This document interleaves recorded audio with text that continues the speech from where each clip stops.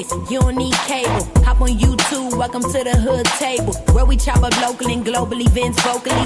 You don't really wanna miss out on these conversations. Just joke a little, laugh a little, get that wine in your system, fill your glass a little. Expose current events, talk trash a little. You never know, these opinions might clash a little. They addicted to the content, got them binge watching. You don't like it, then you want invited. Bet your friends watching in the house and your job parking lot before you clocking. They don't wanna miss a second of this HT content. Everybody think they got something to say, so it's an open invitation, bring it to the table. But if you come whack, just know we ain't buying in. We gon' probably turn your back and tell you sorry, try again. Yeah, welcome to the hood table. You don't need Netflix, you don't need cable. Yeah, welcome to the hood table. You don't need Netflix, you don't need cable.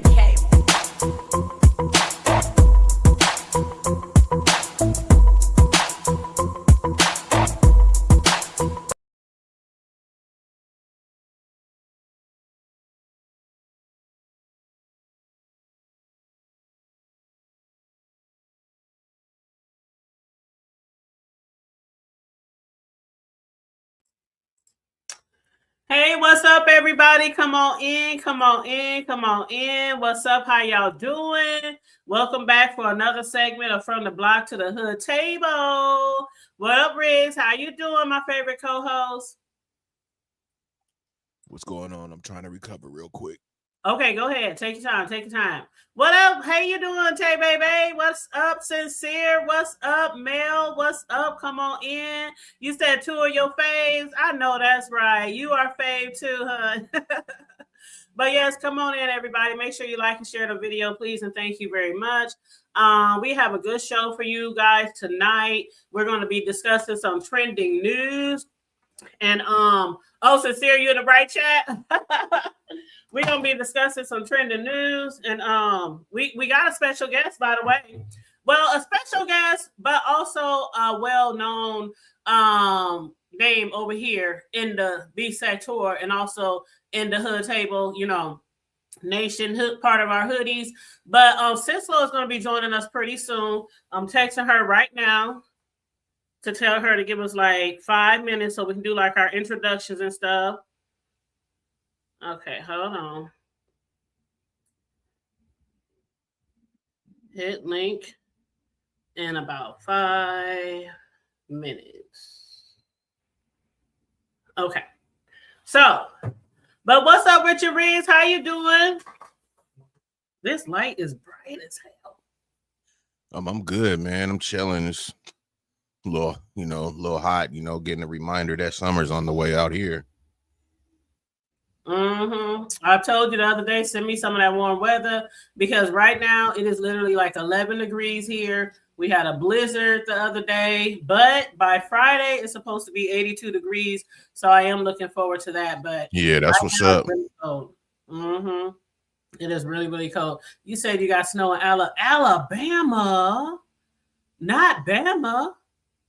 I didn't know y'all get snow out.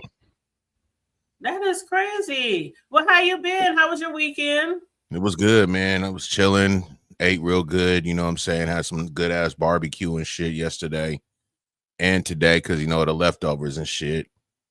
And then my sister, she trying to get like a restaurant and shit, like kind of popping and shit. So she be having hella food and shit at the house. So what I'm saying, when I was on my way out, she was like, yeah, man, just stop by the house before you jump on that freeway so I can give you some things. She done gave me hella steaks, hella big prawns, hella shit. I'm like, damn, all right. I was like, I appreciate it, though. She was like, yeah, you know what I'm saying? I be having a lot of shit. She's like, I got freezers and shit, and I don't got nowhere to put this shit. I'm like, stop buying the shit. But hell yeah, man. So I had a great ass weekend. I wish somebody give me some free food. Hella steaks, though, S3. You know what I'm saying? I was like, damn, sis, what the fuck? Big ass prawns, man. Them motherfuckers big as fuck, like they from Louisiana or something. I was like, damn. Right. Wow. Oh, wow. That's some good food. That's some good eating right there. Man, yeah. Kind of remind me of when my stepdad used to work at the packing plants. And they used to be able to bring home all kind of meat, steaks, and chops and burgers. Oh, that's the best meat straight from the packing plants. Ooh, yeah, hell yeah. Yes, that's a fact. But I remember those days. I miss getting that free meat because the way the prices are right now, I'm sure you appreciate that from your sister every Hell ounce. yeah, and I can't forget, man. She also gave me like some packs of Ever Good hot links. I don't know if y'all know about them Ever Goods, boy. Them motherfuckers ain't no joke. You know what I'm saying? We was smacking on them things last night too. So she's like, "Yeah, I got a couple of those for you too, bro." I was like, "Man, all right." That's what's up. I can't wait Hell till yeah. the barbecue. We probably got about okay. Let's see. Sister hit me back. She said, "Okay, send it to me when you're ready." Okay, I'm gonna have to send this to my Facebook and then send it to my text message. I never had a Facebook in life. Oh, she's in my Facebook right now. Let me send it to her on Facebook. Oh, so you run this on your Facebook Live or whatever too? I can sometimes I do, but it just depends on the topic. Oh, okay. Yeah, it depends on the topic. Like mainly I run it on my YouTube channels because I have a lot of YouTube channels. So I run it on my YouTube channels. But if it's mainly like something local that might deal with something local, I'll definitely add my Facebook to it too, but not on a normal basis. No, but see, I have to have Facebook. It really, really helps with my advertisement. I have Facebook page for the Hood Table and for my cake businesses, as well as TikTok and IG and YouTube. I got cake decorating page on YouTube. So yeah, I try to put the word out on as many platforms as I can. But yeah, Facebook, shit, I think I've been on Facebook's 13, 15 years more? Yeah, it has to be more than that. Probably not when it first started, when it was for like the teenagers and the college kids and things like that. But years later, when everybody started getting put on the Facebook, so yeah. So you saying like you was like one of the first people on Facebook? Within maybe the first, because my sister, one of my oldest sisters, she put me on the Facebook because that was back when everybody was on what was the other one? MySpace. MySpace. I was on that. I had like 2 pages on there. Yep, I was rocking on MySpace, and one of my older sisters who was in college, and she was like, "Man, y'all gotta get on Facebook. That's where it's at." Da, da, da, da. And I'm like, "Man, Facebook." And I took a look at it. I said, "Oh no, that was like foreign language.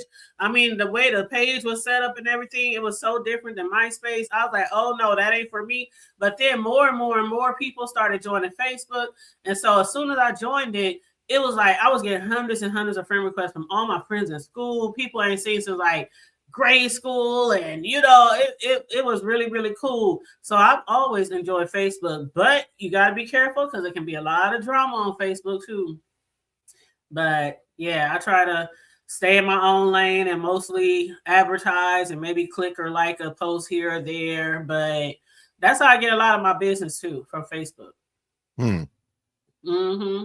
Yeah, I hear they got a good marketplace. You know what I'm saying? That's the only reason why I'd probably join it, because I hear they got like good shit on their marketplace. Oh, absolutely. Marketplace was where I bought my youngest son's first car. I bought like their first 2 cars, each of them. But the youngest one, it was a Altima. I think it was an Altima. And it was owned by an older lady. It was her only car. She was the only owner, so he was a second owner.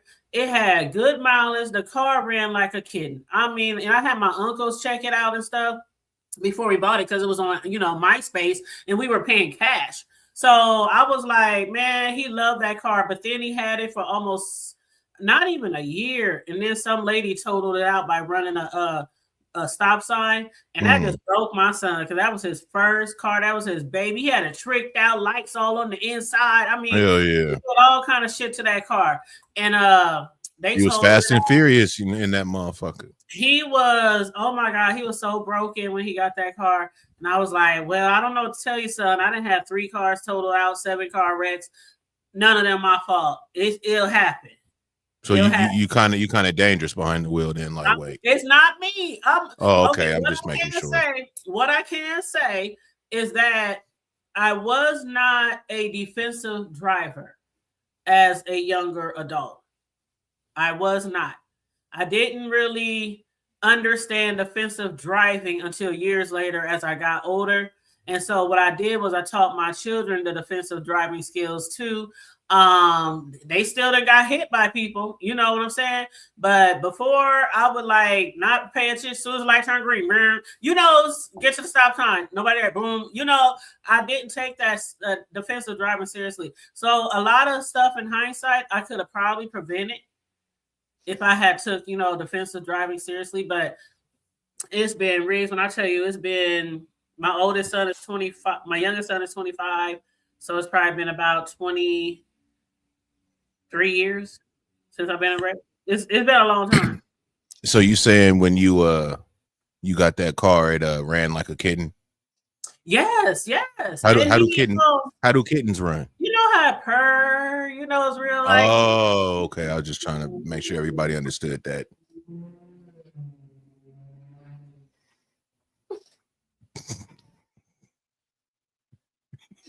I can't stand you. I cannot stand you. I can't even keep a straight face with you. I can't. Okay. So, let's read some of the. You want to go through some of the comments, Riggs? Yeah, I could go through them, man. Shout out to the chat. Let's see what we got up in here, man. Can I go ahead and just give them all some shout outs real quick? Mm-hmm. Okay, shout out to Vibrant, you feel me? Shout out to Melissa, Mel, you know what I'm saying? She says, what's up, DHT, Riggs in chat? Okay, listening while working. Okay. So you ain't ready to doze off on us yet. Okay, so that's what's up, Mel. Shout out to Tay Bay, you know what I'm saying? BRS, DHT, two of my favorites in the place to be. Okay, Tay Bay. And don't remember, Tay Bay, when I see you, man, over there, you ain't finna be newspaper no more. And what's up with it, S3? Shout out to S3, man. Appreciate you sliding through, S3. You had a good lie the other night, man. Been needing a dose. You definitely gave us a dose. Appreciate you. And who else we got, man? I think I may have gotten everybody. Okay, well, shout out to the replay gang. You know what I'm saying? Y'all get up in here. It's the best motherfucking Sunday show. But it's on a Monday, though. But you know, we up in here. But we up in here, man. Yeah, we up on here. You know, sometimes we gotta switch our days around because life be life, and okay. Fact, and I'm so glad y'all rock with us and y'all support us and y'all constantly hit our links and share our lives out. And whether absolutely, it's shout out to my, she always shares us out. Yes, absolutely. My love. I'll be over there watching her videos. She got a lot of different videos. A lot of them is uploads. I don't think she's done a live. But she got I don't think she's done a live yet. Shout out to Dr. Soapy. He just pulled up in here. Appreciate you, bro. Yeah. Gifts. What's up, Dr. Did we get some gifts? No, I'm just saying, though, Dr. Soapy, man, you know, he stay on it, man. Oh, you know what I mean? I was about to say, because I can't see. I gotta put my glasses on. But what up, Dr. Soapy? How you doing? But we definitely do appreciate all you guys. Make sure you do Facts. like the video. Facts. Like, share, and subscribe, support Riggs, support my channel, because we do a plethora of different content, even on our own. So absolutely. Yep. And I was trying to wait for Sislo. I don't know what's taking her so long, but I want to jump into this first topic because we only got two topics, and both of them again are trending news. The first one is an update on Jarvis Butts, who Sislo calls Jarvis ass. A lot of people cannot stand that man, and it's understandably why. And I hope that he is getting everything that he deserves behind bars for as long as he is behind bars. But we will definitely be doing an update on him, and I got some videos tuned up.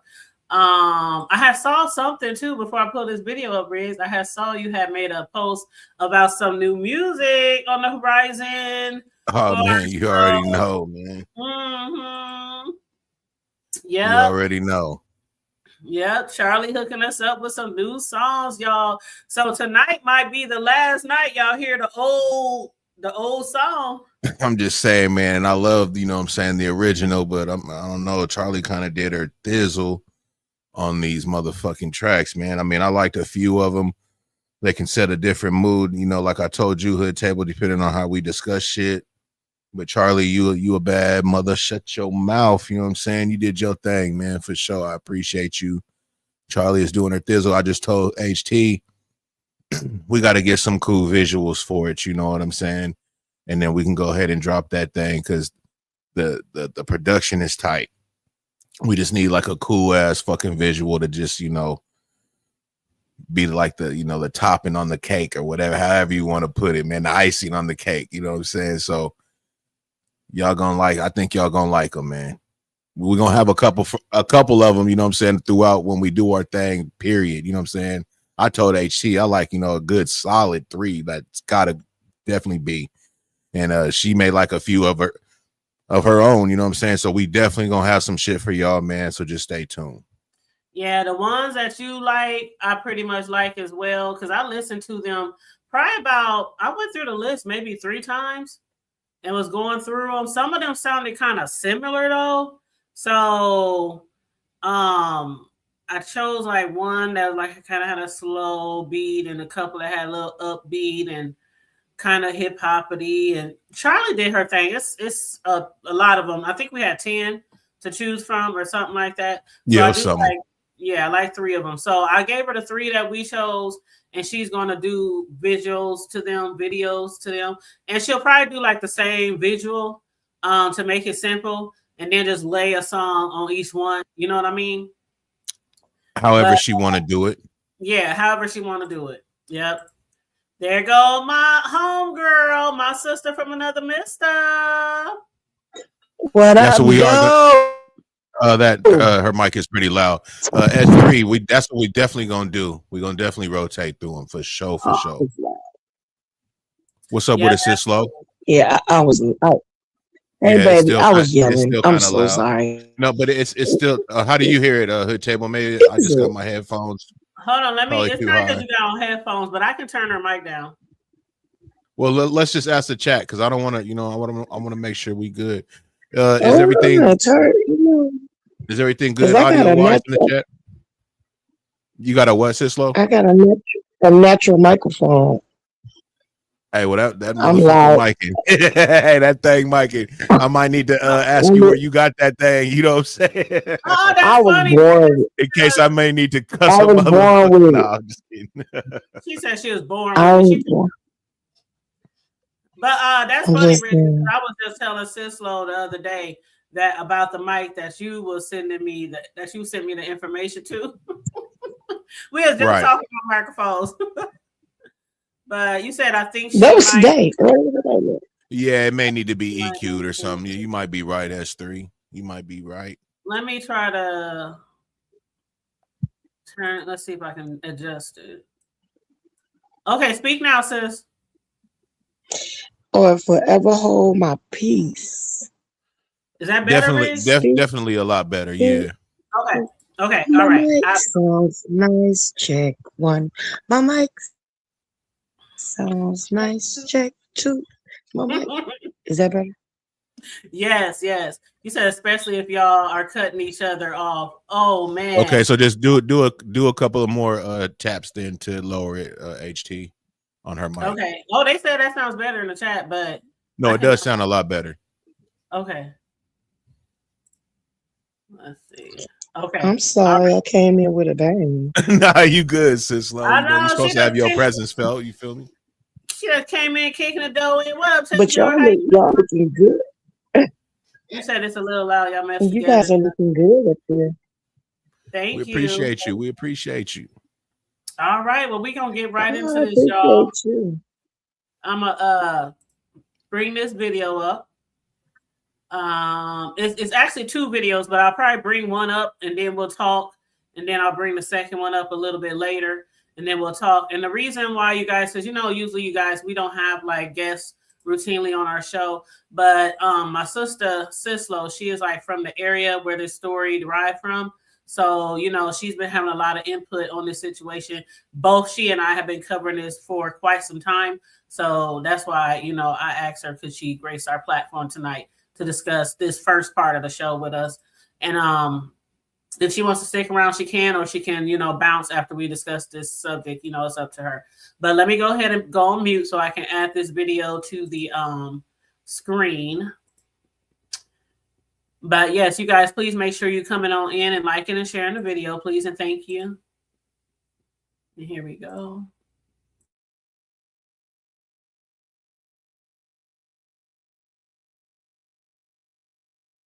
Welcome back. And more news tonight. Jarvis Butts, the man who pleaded guilty to the murder of Neziah Harris and multiple other sex assault cases, will spend the next 35 to 60 years in prison. That decision came today after some of his victims were able to confront him face to face. Our J. Scott Smith has more on an emotional day in court. It has been 2 years and 2 months since I reported Neziah missing. I want you to know that my life will never be the same. I had to remind myself that my niece Neziah isn't coming back.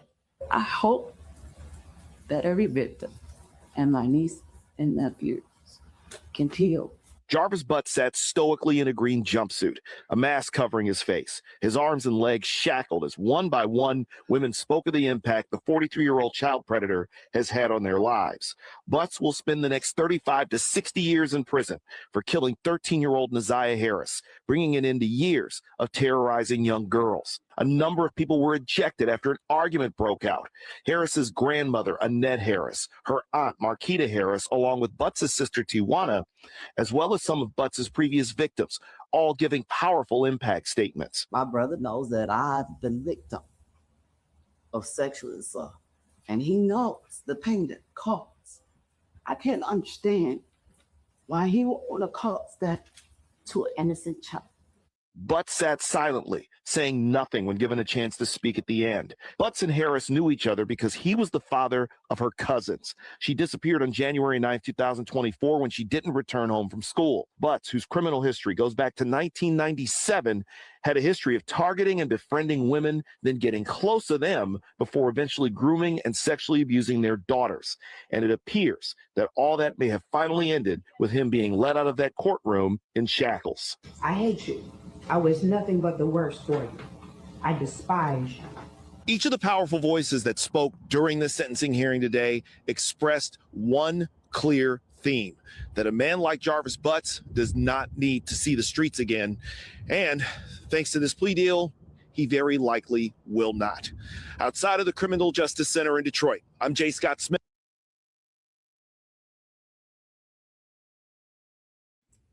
Hey, sorry, y'all. I missed the video, but I kind of know what's going on. I got a couple of people over, and we got like some loud ass speakers out there. Oh, okay. And I didn't want it to interfere, so I just told them, just kind of keep it down a little bit. But we good. Oh, y'all, they over there kicking it, child. Yeah. You know what I'm saying? I'm telling you, the weather get better, man. That's what be happening, man. I understand.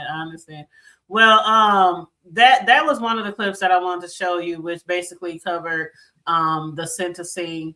I definitely want to again express my condolences over Neziah Harris. She has been missing for some time, and they were searching for her and everything. They had enough evidence to basically prove to the courts that it was her auntie's baby daddy, who played a role of, I guess, uncle in her life. But they didn't find her body before the trial, during the trial, or even at sentencing. But according to the plea agreements, and I'm going to ask you guys how y'all feel about this plea agreement, because that's one thing that just struck a little bit of nerve with me. Because I feel like, and if y'all been following this very closely, y'all know that he has been, he has a pattern of, like they said, getting close to women. And that's why I always tell y'all ladies to watch them niggas. Y'all let slide in y'all bedroom, because they might be sliding in your kids' room in the middle of the night while you sleep. So I've always been very protective of my kids and who I let around my kids. Things like that. But he had a pattern of meeting women with little girls, so that he can groom them and then take advantage of. That was his pattern. With the sentencing, they did get him a plea deal, 30 to 60 years. But it was contingent on him pleading guilty, as well as telling them what he did exactly to her body. So I want to know how do y'all feel like the plea deal was a good thing? Because the thing about it is, with the body, they won't release it to the public, even though a lot of the public was out there searching for her for hours and days and months. And, they won't tell the public, what he did exactly to the body. And do y'all think 30 to 60 years after, I mean, he did time in prison for years for this, then got out, was still doing it to other girls, then was doing it to his niece. So do y'all think that's enough time? And how do y'all feel about the agreement? And Riggs, I'm gonna let the ladies go first, hon, and then I'm gonna let you go. Go ahead, babe. Sislo. Okay, so okay. So I'm just gonna just enlighten you guys on a couple of things. One, the plea deal was ran across Annette, which is Nazia's guardian and grandmother. She's the one that agreed to the plea deal with conditions and stipulations. One of the reasons why she used the fact that she wanted to have it, the plea deal and the stipulations, is because she did not want to have for her and her twin daughters or the children to have to go through the trial and be put on the stand to testify. The other part, and one of the conditions, was for them to not disclose to the public what he did to her and what he did with her. So that's, if anybody is wondering, that's what happened with that situation. That's why we will not find out through the court system what exactly he confessed to doing. You notice that he never took the stand. You notice that he never lifted his head. He never had to say much of anything other than maybe his name, and that was about it. Which to me was the coward way out. And I think out of all of this, that he actually got the better part of it all. By him being able to get a plea bargain, period, whether or not he has to serve 60 some odd years or no less than 30. I think even if he is 75 when he is eligible for parole, the fact that he is eligible for parole is an issue. The fact that if he was to be able to get parole and come home and not be castrated is an issue for me. The other issues that I have and what my hopes are is that at some point that Annette and Marquita and the rest of them will be held accountable for their parts in this, because she's laid there and had 5 children by a man that she knew had a predatory past. Yep. Annette knew what was going on as well. She not only knew what she was going on, she allowed him to come and pick her up several times and allowed him on a regular to take him with her off and this, that, and the other. And if you go back to some of Marquita's lives and stuff she said on social media, she's made a statement saying that Nazia didn't bring her hot ass home or something to that effect.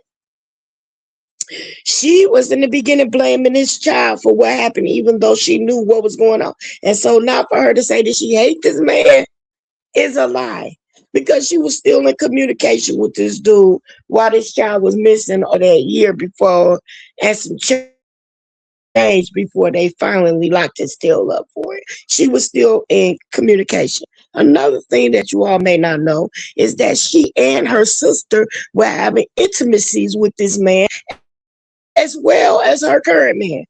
This is something that they did. They slept around with the same guys at the same time and often together. Mm. The other thing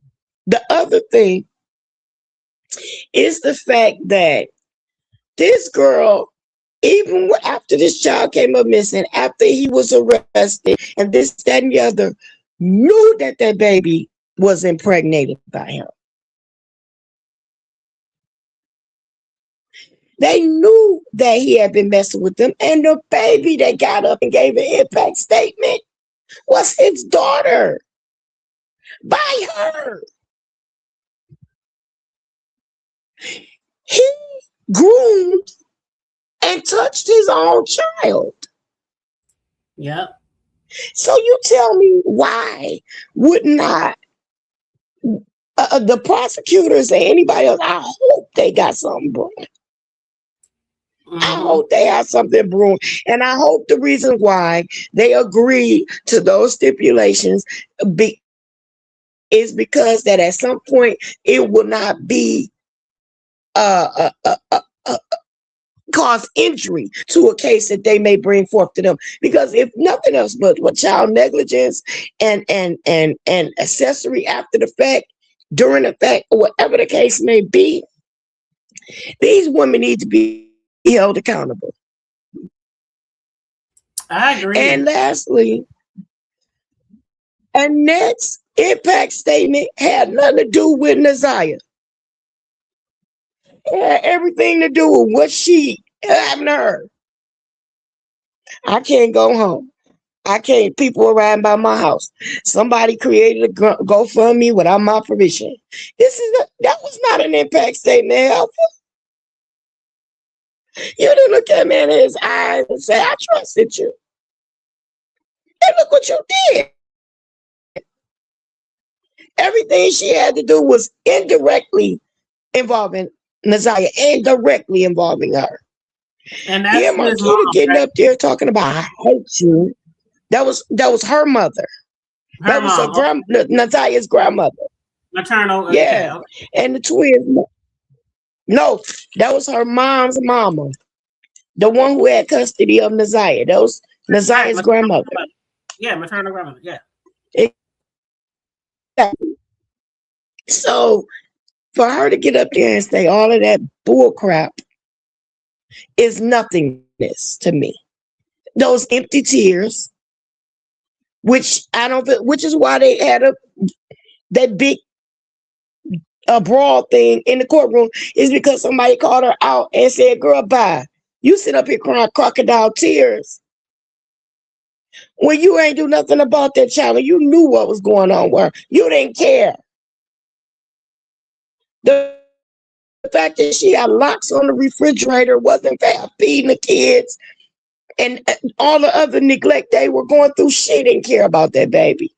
All she cared was about that foster care paycheck. Mm-hmm. So it's a bunch of bull crap. I think he got off easy.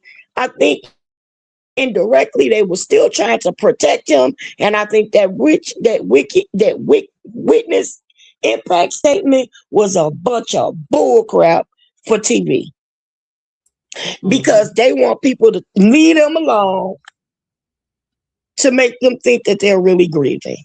They're not.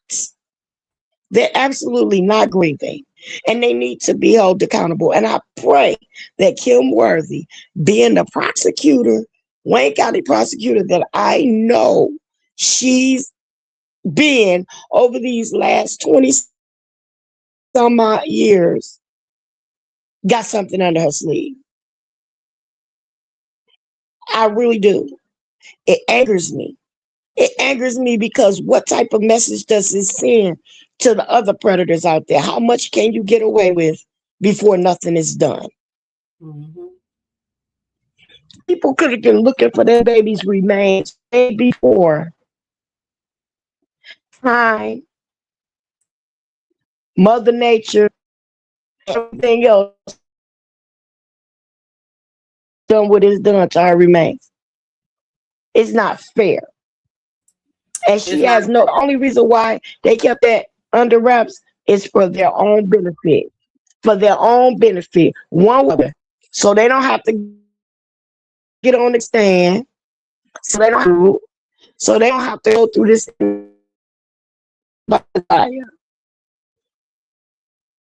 Nothing about Nasiah. Baby wouldn't see. I agree with Yeah. a lot of things that you were saying. I think Reese, what you Somebody trying to say? at some point is gonna tell it. So just Hold about on. it. But I'm not gonna take up all your time. This is what I had to Nah, you good. It just sounded I'll like you call was Jarvis. going in and out. I don't Oh know I'll if the yeah. call chat was hearing that or him not, but it Jarvis was ass, booty hole, whatever. mm. It's anonymous is what I would call him. It sounds like you I going in and out. appreciate you guys, Mr. Riggs. I appreciate you We appreciate you too. for allowing me space, Appreciate you too, sis. Lo. opportunity to come on your platform. I'm going to step down. I'm a Yeah, it's going in and Yeah, out. you going in and out. Yeah. All right, love. I'll talk to you later. Yeah, she's going in and out.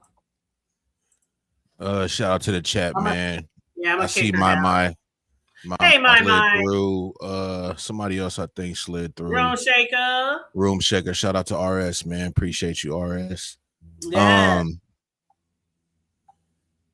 When it comes to this whole situation, with the sentencing for one, he should have got life.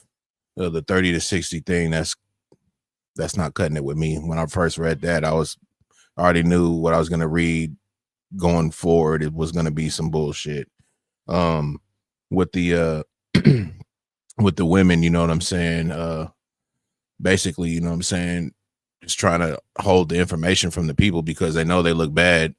They know that they was letting a lot of shit ride that they shouldn't have let ride, and it's gonna look bad on them. I mean, people already see it anyways, but for them to kind of like put it out there in the light, acting like, you know what I'm saying, they don't want to go too far with, you know, a trial and a plea deal because, you know, they don't want the kids or whatnot to you know, relive the whole situation or talk about it. Well, let me tell you something. I done been through some shit like that, right? Not no shit like that, but I mean going through a trial. If you don't want to fucking testify, that's why the fuck you got a lawyer. Then you don't testify. You make sure your game is tight, you know what I'm saying? And your lawyer gonna make everything right. So when I heard that shit, it's just a bunch of bullshit. Like she said, they just trying to hold information because they don't want it to get out. You know what I'm saying? And they look bad. And from what she's saying about them, you know, both, you know, fucking with the dude and shit, that don't surprise me, y'all. That type of shit happens. Like I told you, with that family shit, I ain't gonna go down that road again, but look at how they act. You know what I'm talking about? Over a motherfucking piece of shit ass man. You know what I'm saying? So, and with the things with all of his priors and everything and shit, I just don't understand where this 30-60 thing came from. The shit is completely out of hand. So what I'm hoping for is hopefully by the end of the summertime, you know what I'm saying, he get his due. And that's, you know what I'm saying, these motherfuckers are going ahead and unaliving his bitch ass, you know what I'm saying, like they supposed to, you know what I'm saying, before the end of the summer. That way, you know what I'm saying, there can be some type of justice for this little girl because that little bullshit that he doing right now, that ain't it. This man needs to live in fear every day of his motherfucking life like he put through those kids, you know what I'm talking about? And for these two women to know that he had a background like that and to be fucking with this dude, they need to be held accountable, you know what I'm saying? And that's why they don't want shit to come out because they, like she said, they want to play the role, you know what I'm saying, playing these motherfuckers' face. Whose face? Our face, nigga. But you know what I'm saying? We see past that shit. So, you know, like, dude, he completely out of line, man. The whole case is just completely out of line. I don't know what the fuck they doing out there in that state, but that shit ain't right, bro. You know what I'm saying? And again, I hope they murk that motherfucker, man, and take his win. That's kind of all I got to say about it, man. Fuck that nigga. Fuck all them bitches, you know what I'm saying, that was involved in that shit and know what the deal is. Their hands ain't clean. Yeah. I really hate it for that child. I really hate it for children like that, period. I done mentioned before how I was a victim of predatory behavior, you know, when I was a young girl.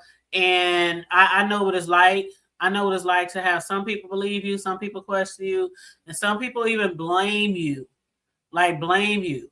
You know what I'm saying? I was never the type of child that would wear provocative clothing, or because some parents, some family members, some people, they will place blame on the child. It's how you did this and how you did that, and you shouldn't have done this and you shouldn't have done that. So a lot of times young ladies are blamed, for their behavior, when it don't matter. I don't care if a child comes walking across you with barely nothing on. You as a grown adult should just be like, that's off limits. That's off limits. There's nothing a child should do or be able to do to make you feel like it's okay to touch a child. But in this situation, what really burns my ass, my asshole, is the fact that the mother knew that he had already served like 7 years in prison for doing this to other little girls. He literally got out of prison and got in her bed. And that's just really crazy to me. And then to even allow the little girl to go with the man and him pick her up and take him to work with her and all this time, that shit was really fucking weird to me. The whole situation was really fucking weird. And I agree with Sislo on so many levels that more people than just him should be behind bars right now. Because I feel like they are wholeheartedly, in my Deanna Irvin voice, wholeheartedly, hold the fuck heartedly, responsible for her being put in that situation that she didn't ask for. So yeah, that's what I gotta say about that. I know we've been covering that, y'all. In some cases that I just won't take my foot off of until it comes to a close, and that was one of them. I had to follow that one to the end. So I'm glad it's done and over with, but I do not feel like 30 to 60 is enough. He should have life. And on top of that, with part of the stipulations being he said what happened to her body, how the fuck they know he telling the truth? It's been so long, wherever she is, she might not even be there anymore. It might not be no remnants of her anymore. So, I mean, he could say, well, I did this and I did that. I mean, how do they know he's telling the truth? But it is what it is, y'all. It is what it is. And let me read some of the comments. You said, I completely agree with Riggs. You said, what I was thinking. I know 2 wrongs don't make a right, but that's a baby. And she had a baby. Let's keep in mind, she was pregnant by him. She was pregnant. Very sad. Very sad. But anyway, and hey, what's up, Peach? How you doing, love? Hey, everybody that's coming in. Did I say hi to my boo? Hey, my boo. Did I miss anybody? Somebody else came in, I think. No, I guess that's it. I didn't see Peach. Where's Peach at? Peach is right here. What's I got up, her comment on Peach? the screen. Yep. She said she's at work and busy, but okay, for sure. Appreciate you coming through, Peach. Appreciate you. Yep. So that's all I got to say on that subject. I'm glad that court case is done and over with. But and again, rest in peace to the beautiful Nazia Harris. May she forever rest in peace. There's a second part of our show, and this after we discuss this last part of our show, we should probably be about at the hour and 15-ish mark, and we'll drop like our link down if anybody wants to. Well, I think I got it pinned already, but that's when we'll allow people to hit the link if you want to join in on the commentary or add your 1-2 to the situation. But I'm going to bring this let's see.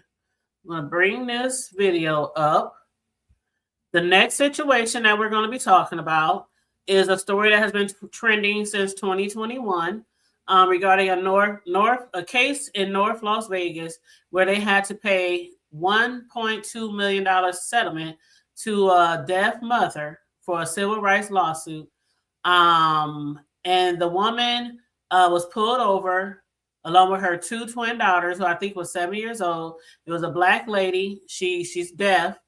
And I'm going to show y'all the video so y'all can see what happened. Some of y'all might recall this, but for those of y'all who don't recall this or don't know what happened, I'm going to play the video for you. So let me pull that up real quick. There was one video that was really, really good. The main one that I had sent you, Riggs. Okay, here we go. And y'all, please, if y'all haven't already, please like and share the video on your way in. Please and thank you so very much. Okay, I got it. Just real quick, shout out to the 14 likes, y'all. We appreciate that. Can we get them up to 20? Let's get 20 likes, y'all. Go ahead, HT. Oh, no problem. Just 1 second.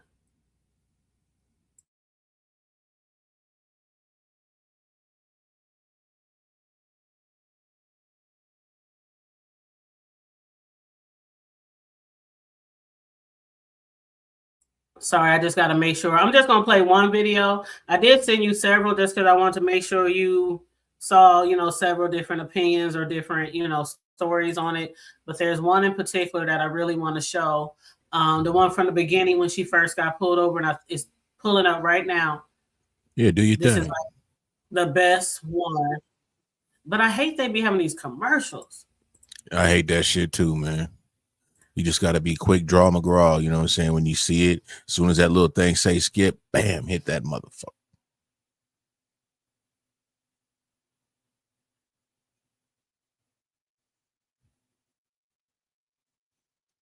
But yeah, man, shout out to everybody, man. We appreciate y'all rocking with us, especially on this Monday. You know what I'm saying? When it should have been the Sunday, which, should be happening. But we're glad y'all came through. Shout out to the replay gang. You know what I'm saying? And again, y'all, this is what we do, man. We just, pop our shit, man. Have some good topics for y'all. You know what I mean? Sometimes they can get a little bit of, you know what I mean? Like that one we was just talking about, but it is what it is. I definitely don't really want to give that shit no fucking attention. I wish they would all just kind of like unalive, you feel me, in a fucking ball of fire or bad car accident. I ain't gonna lie, y'all. Like I don't want to be the one to just always kind of be the negative guy, you know what I'm saying? Especially when we talk to, y'all and just the public, period. What's up with it, Donna? But it's just raw, man, how these motherfuckers could really get away with some of these acts that they do out here, man. I don't understand it. Go ahead, though, HT.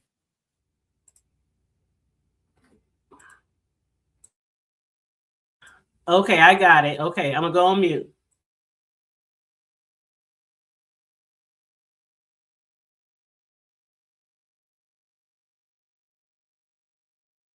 I will use force if she does not get out and go to the front of my. Tell her I will. You're still combing through it, but the first few minutes give a good idea of exactly what happened. And we want to note that this video was sent to us with the officers' faces blurred. Tell her I will use force if she does not get out and go to the front of my car. That is where the officer's body camera video obtained by Fox 5 begins. Let's go. You can record. I'm recording too, but I need you to come to the front of my car. Why does she have to do it? I'll have you come with me so you can talk. The officer tells the 11-year-old twin girls to also get out of the car so they can interpret for their mom. Then he grabs her arm. Out. Come on. Fox 5 spoke to Andrea Hollingsworth about what happened to her through an interpreter. I don't know why I'm really being pulled over and he's interrogating me. I'm black, I'm deaf, George Floyd just happened. Have your mom sit down on the curb for me first. The officer's body camera video shows the little girls signing to their mom what the officer is telling them. Now, we are here because a friend of hers is saying that she's out here stalking and harassing. I don't know what the truth is, but have her sit down. The officer tells one of the girls to go get their mom's ID out of her car before he handcuffs her. Sit down. Put your hands on your back. Put your hands on your back. Tell her to put her hands behind her back. The officer puts his knee on Dre's back to handcuff her. Settle down. Stop it. A female officer steps in and calms the girls down. Can you talk to me? Are you ready to talk? Call me, little girl. The officer later explains to another officer on the scene what happened. She immediately gets out her phone, like, I'm recording this and doing the whole, like, making gestures, all that nonsense. Like, that's fine, I'm recording too. But I need you to talk to me. So she pushes my hand. But she's being super dramatic about everything because she's on her own camera, like police brutality stuff. Dre says she couldn't read the lips of the officer whose face was covered with a mask and couldn't sign with her hands behind her back. But her daughters never should have been ordered to interpret for her. Now they are traumatized. I really want all of Las Vegas police to change. It is really scary how deaf people are treated. And when we first reported on this days after it happened last month, the police chief declined our request for an interview. Tonight, we asked again if the officers involved faced any disciplinary action or had further training and have not heard back. I've also been texting with Dre tonight, and she said that she has not yet seen this body camera footage. She has an attorney, and we are waiting to hear back about her next steps. Again, Fox 5 is still digging through all of this footage and will continue to follow this story.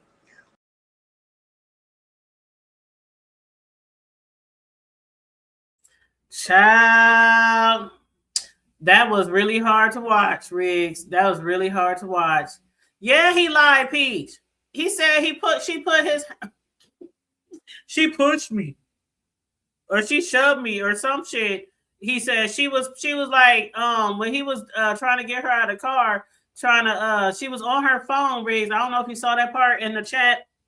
When she got pulled over, she was sign languaging to somebody on the phone because she didn't know why she was getting pulled over. So he's up there, oh, she's doing this black empowerment type of shit. And he was like, I'm on here recording too. I'm recording too. I mean, it started off on the wrong foot with this whole situation. Hold on 1 second. Yeah, that pissed me off too, Peace. Mm-hmm. The thing that gets me with the whole situation is we have, cities like, places in Texas, Dallas, whatever. It's a lot of black. I've got partners that moved out that way, and they just tell me that, it's, black cops. If you were to go to court, you're going to see black judges, black, bailiffs, black everything. You know what I'm saying? Something I'm not used to where I come from. So the reason why I bring that up is I never really hear any stories of them having some type of mishaps or situation with a deaf person or even a deaf white person, and the situation getting like it did to where we hear about it or it made the news. To me, it's these fucking cops. These fucking, you know what I'm saying? And my grandfather was a cop. I have no issue with cops. That's not where I'm coming at. We need them. I'm not the one to be like, hey, get rid of the cops and we take care of our own issues. Fuck no. You guys would be fucking crazy to think that. But the thing is these cops seen this lady, could have put it together. What's up with it, Kimberly? That fucking, she could have been deaf. I could pick up if somebody's deaf. You know what I'm saying? But the thing is he wanted to go ahead and just go how he went with the situation. One, this woman don't look like nobody in his family. So he probably has something. I'm not saying he's a racist or nothing like that, y'all, but he may have a little issue. You know what I'm saying? There may be some type of issue. So he acted the way he acted. I'm happy that she got fucking, a ticket off of this shit. But the thing is with her saying, with her kids having to sign for her to, explain and all that shit's out of line, because cops, you're not supposed to talk to fucking minors. You're not. You know what I'm saying? Now, if you had a certain situation, then you should have somehow, sign or show, I could communicate. Let me get your license. Be clear. Put your mask down. Right? Most people that are deaf, they're really good with reading lips. This motherfucker had a mask on. If I know that, just your average Joe, schmo, this motherfucker probably went to college, did all kind of shit, some type of training. He knows that. Seen a movie or two. You know what I'm saying? Seen a documentary or something where people were deaf and they pick up talents in other places. Just like if you're blind, you know what I mean? Like you're gonna have a better sense somewhere else. You know what I'm saying? That'll help you with that. But this guy was just completely fucking on one. You know what I'm saying? And then when you hear him talking, he's making every excuse. Oh yeah, they started recording and acting like it's police brutality, because it is, you fucking punk motherfucker. That's exactly what it is. What was our show a couple days ago? He's showing all that shit. These motherfuckers be really playing in motherfuckers' face. Good thing that we do have cameras and all that type of shit nowadays, and motherfuckers can't pull up they phones on situations like that. But dude was completely out of line, man. Shout out to her getting that ticket. I wish she would have got 2. You know what I'm saying? Straight up. Teach that fucking department a fucking lesson.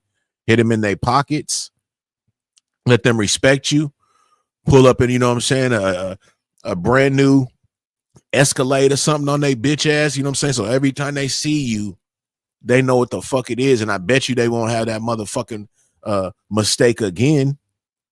You know what I'm saying? That ticket mistake again. Fucking sorry ass motherfuckers. Go ahead, HT. Yeah. And Mr. Boston. What's up, Mr. Boston? Oh shit. Yeah, go on and give him a little attention, HT. You know, he's there you go. He stay on your line.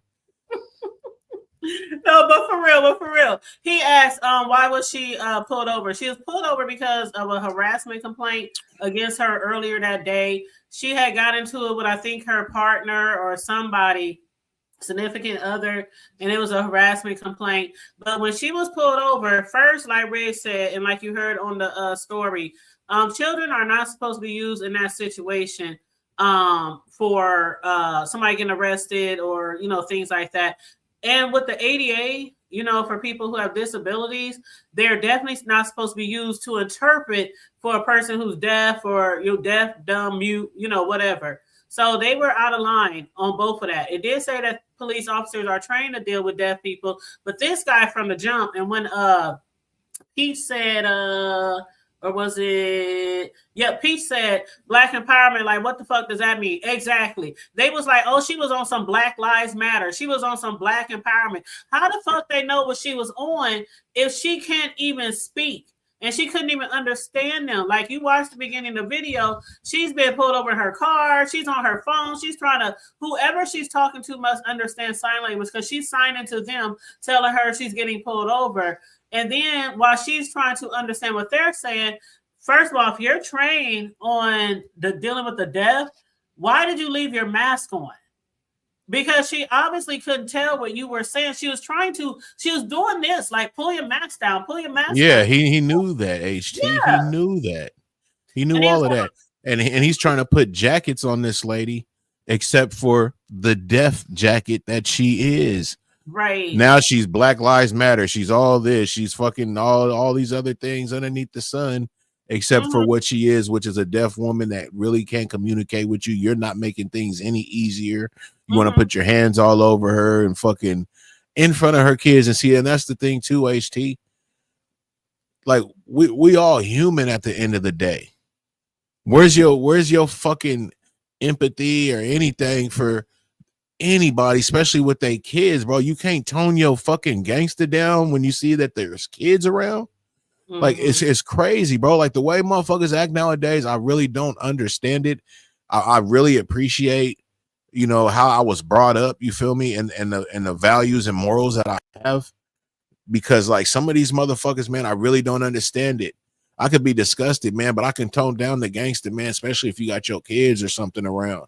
But I shouldn't have that gangster regardless if I'm fucking an officer of the law. You know what I'm saying? I'm supposed to be an example, right, on how to approach you, talk to you, fix whatever issues we may have going on from a traffic violation or whatever, and be able to explain it to you.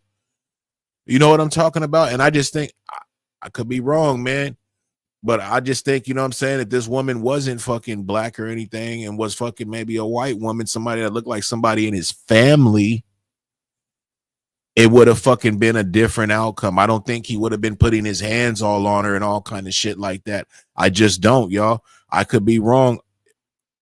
It is what it is. These are just things I be seeing, man. You Go ain't ahead, wrong. HT. You ain't wrong at all.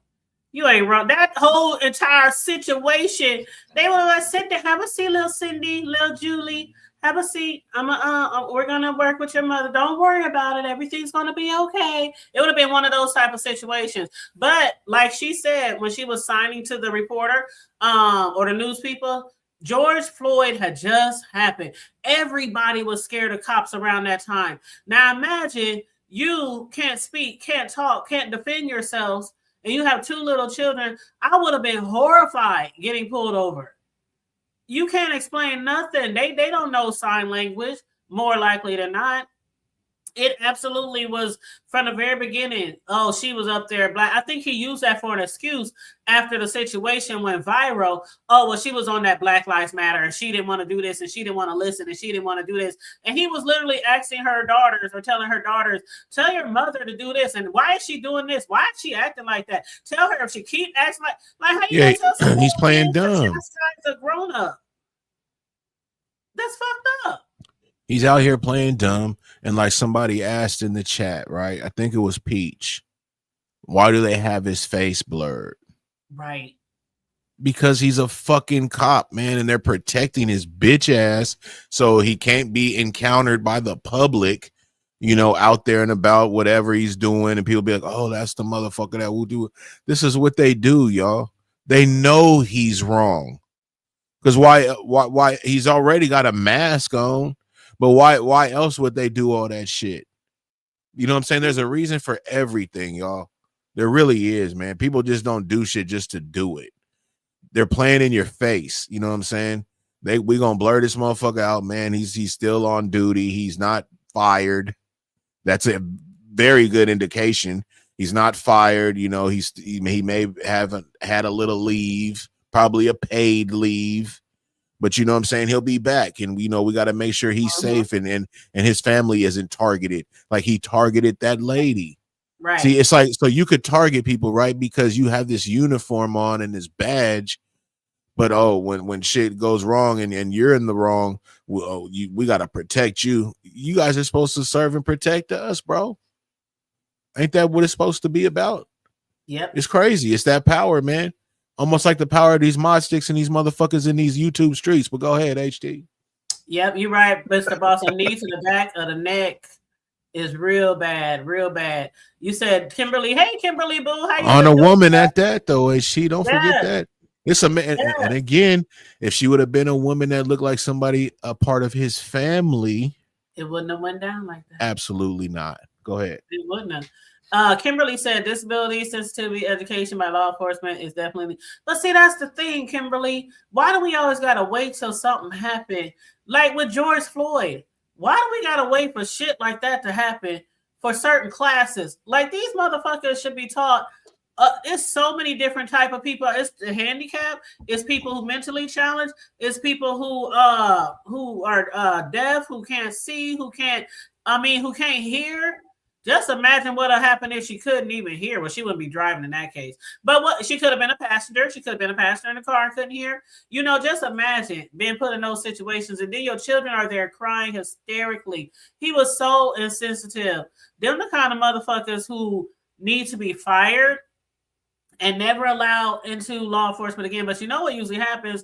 They fired him and then they moved him on to another police station in another state, far, far away, so they can terrorize more people. That's how they always do that. And they be, not only did they blur his face, but they be like keeping their names private for months and months and months.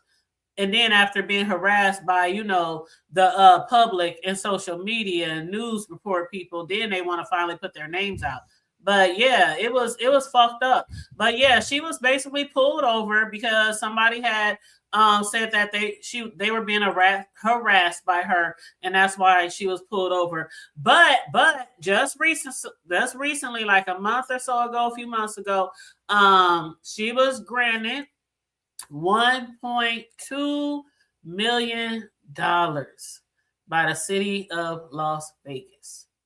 So you think that would that satisfy you, Riggs? I think that might. Yeah, that's not bad at all. But like I said, I wish she would have got 2, man. You know what I mean? Period. But you know, that's not bad at all. But let me just get back on this piece of shit officer real quick. Go ahead. Because you know how we always say it always starts at home, man. So you know, maybe his parents and shit were the type that played in people's face. He's probably got kids and they probably play in people's face. I imagine how his kids act with, you know how we went to school, elementary mainly, you know, we would kind of be around the special needs kids. They would have their own classrooms or whatnot. I think we all kind of went to school and seen that. You know what I'm saying? Their own transportation is everything. But I wasn't one to be cracking jokes or all that kind of bullshit. I seen plenty of motherfuckers doing that. But I can almost guarantee the way this guy is acting, I wouldn't be surprised if his kids be fucking acting a certain way. You know what I'm saying? Like, people know what they're doing, y'all. That's why I don't just give passes. See, like, as I said, I then came into a different understanding in life. You know what I'm saying? I don't just give passes and think, oh, well, maybe that person would. You won't get that from me. I'm not gonna fucking give you an excuse, man. Real talk. I think you should know how to behave and know how to conduct yourself. If not, then you know your parents failed you. You know what I'm saying? And you're continuing the failure because if you don't know no better and you got seeds, man, fuck.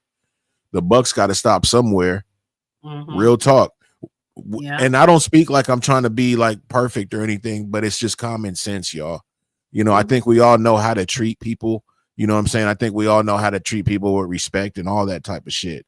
This whole thing with the way these motherfuckers be acting, man, and especially to be an officer of the law, it's really out of hand because their power at HT is fucking, it's beyond, especially to a black male. You know what I'm saying? Like, they can put you in a position and take you off the streets forever over a lie, over anything, planting something on you, anything.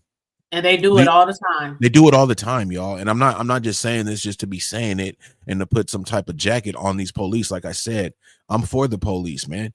But I'm just saying with stories like this and how they act like that, you do have bad apples everywhere, man. Just like, you know, you in every race, everybody's got bad apples. There's no fucking race where they're just great. Fuck that and fuck you. You know what I'm saying? Straight up. But it sucks though when it comes to these officers and they act like that and these things come to light. And again, with this woman being deaf and her kids being there and they're kind of, you know, explaining some shit, it should have dawned on him, bro, chill the fuck out. This lady's deaf. Why are you continuing this fucking stupid why is she in cuffs, bro? Like, come on. You know what I'm saying? Lady, don't forget the female officer with him. Like, neither one of them had enough empathy or sympathy or sensitivity. Because they're gonna go what the other officer is doing. HT. I hate that. You know what I'm saying? The morals and everything. Now they're going by a code. Now they're police code, right? So she may get in the car later and be like, "I can't believe you did that," and give them the whole little sob story. But you already done fucked this lady off, bro, and put her through whatever. If it was a young black man or whatever, and threw him in jail and put him through whatever. You know, a lot of these cops hold a lot of fucking demons. HT.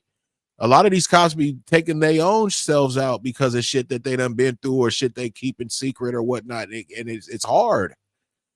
You know what I'm saying? It's hard. We might need to look up a statistic. I know it'd be easy. Was here, he would have looked that shit up. Like, yeah, he would have had it off. He would have said the percentage of police. You know what I'm saying?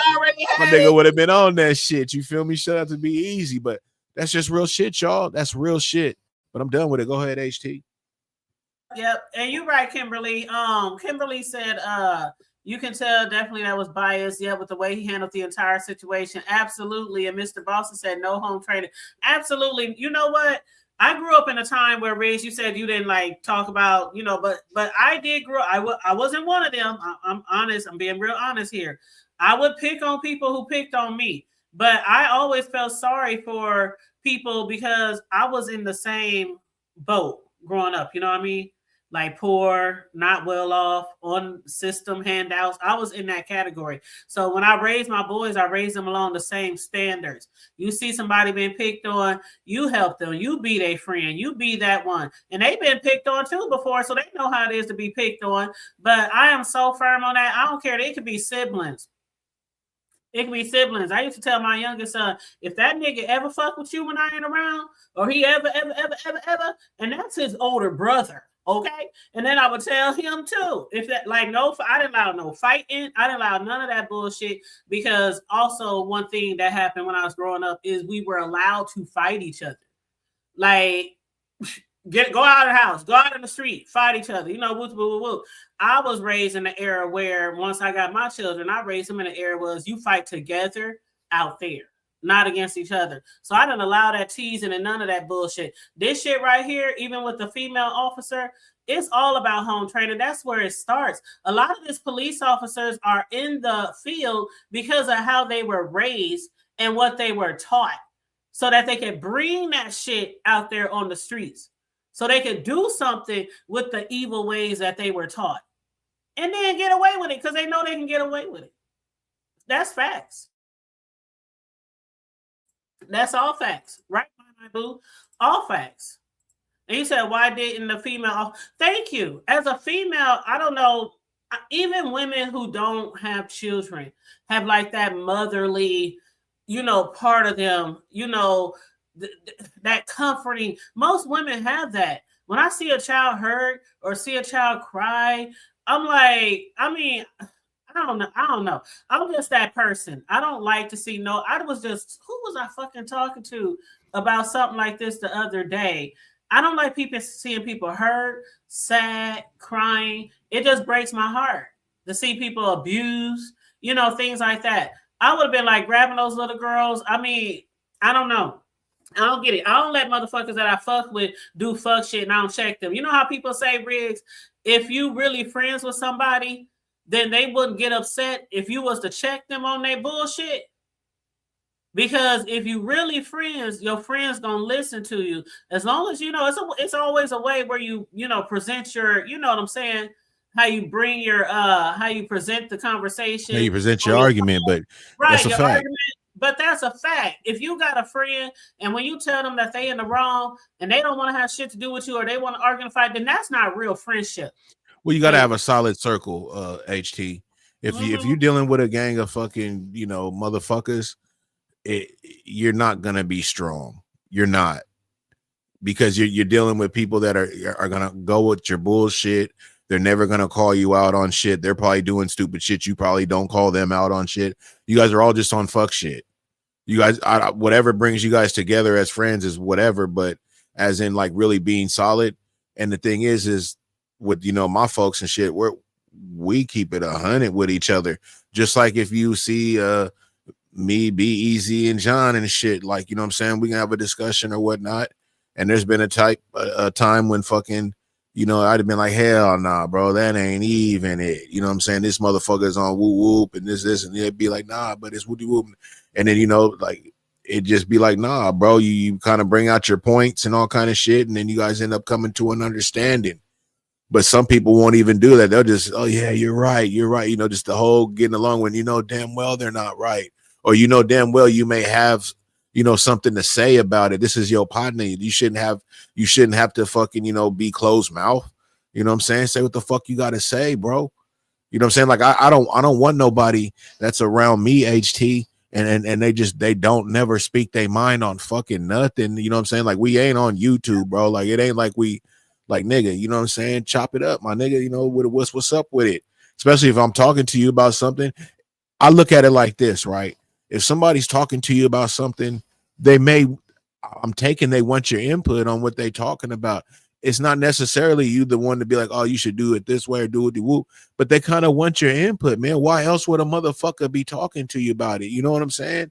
But if you're the type of motherfucker that always go with what I may bring up to you, I don't even want to bring up nothing to you because I'm not going to have no pushback maybe or no anything. You know what I'm saying?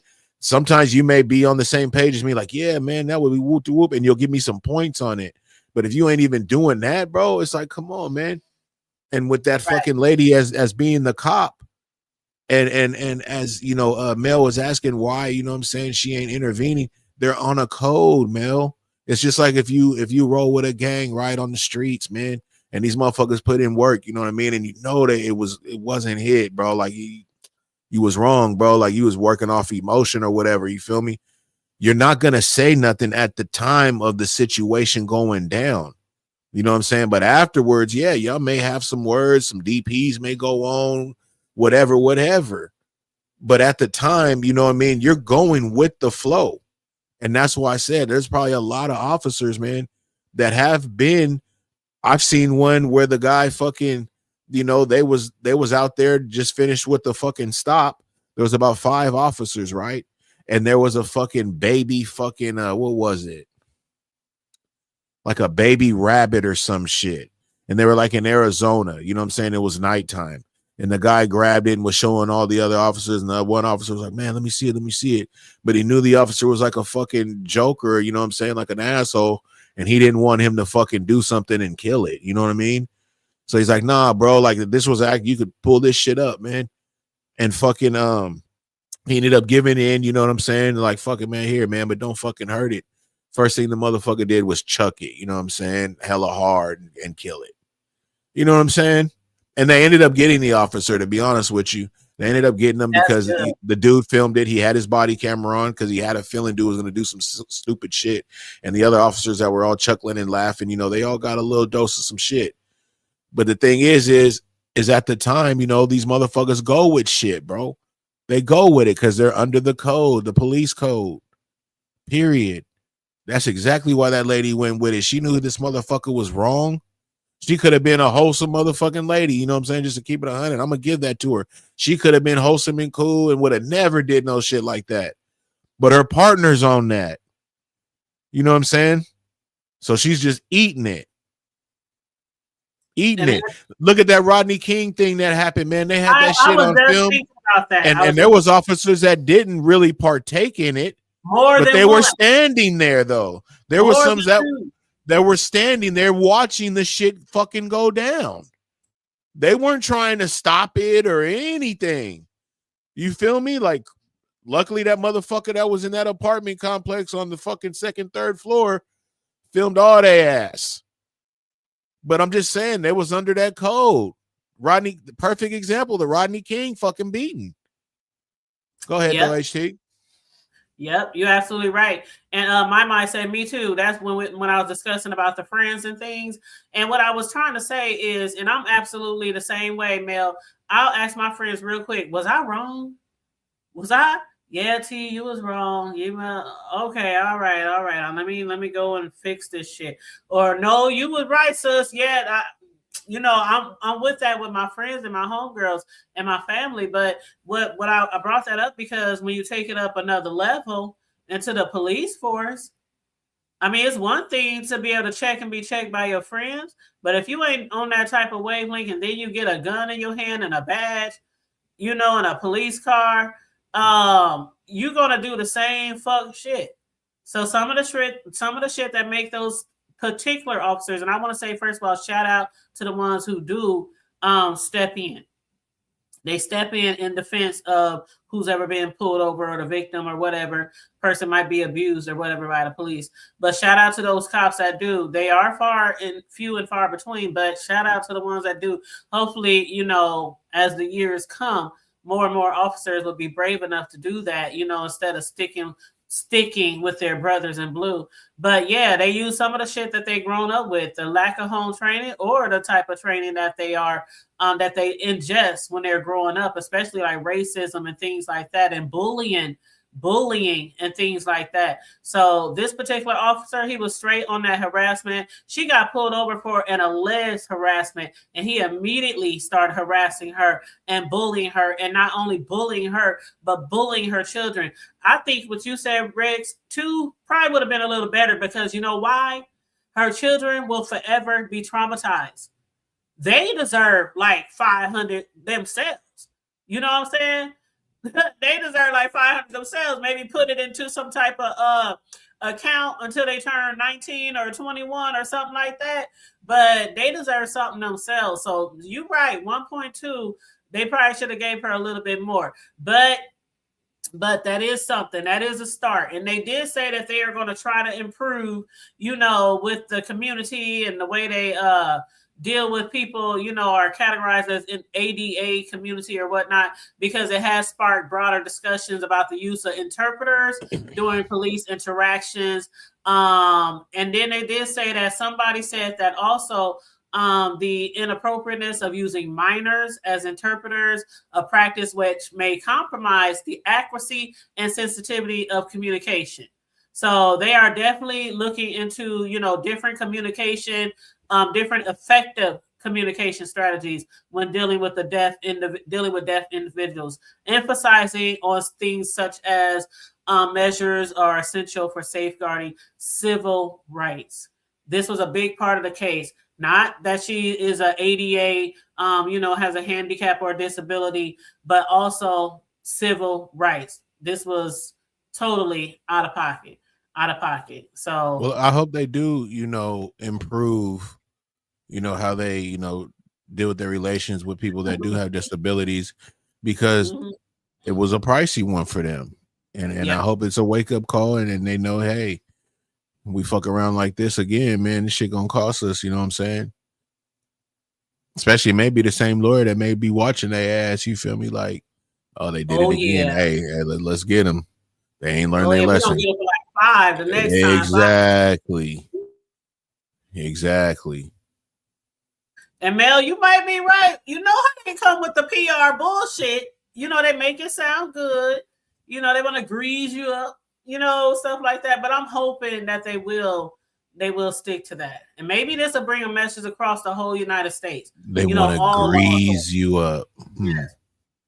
You know what, Riggs?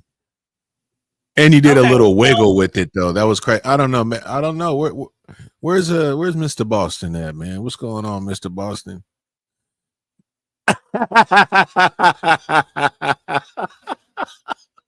I'm gonna get you. You know he watching, man. You know what I'm saying? And I'm just saying, you said something and did the little wiggle. I'm just trying to be like you, boo.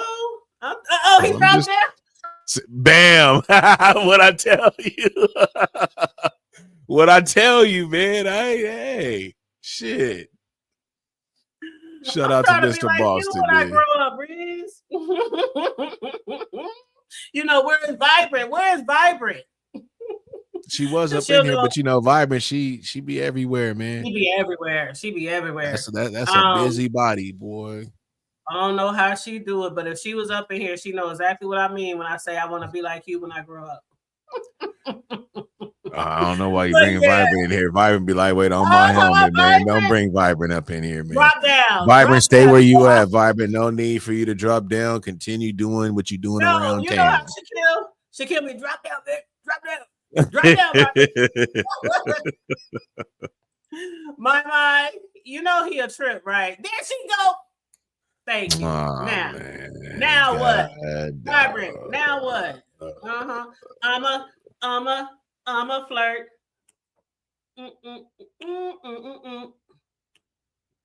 Rick, oh no, he turned his camera off. Oh man, no, that's messed up.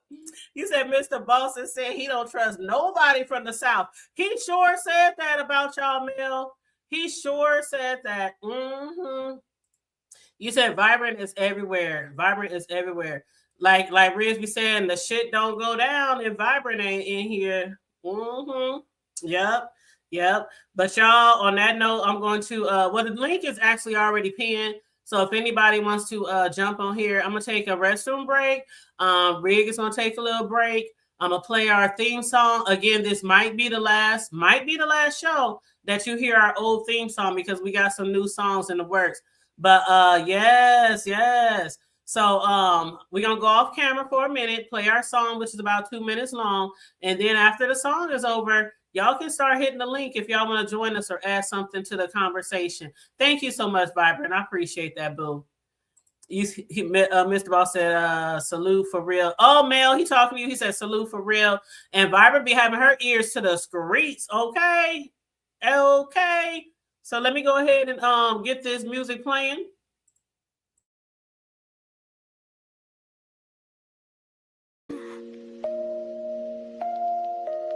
From the block to the hood table, big brick slabs and cake decorating diva, discussing local issues, national news too, encouraging y'all to like or share and subscribe.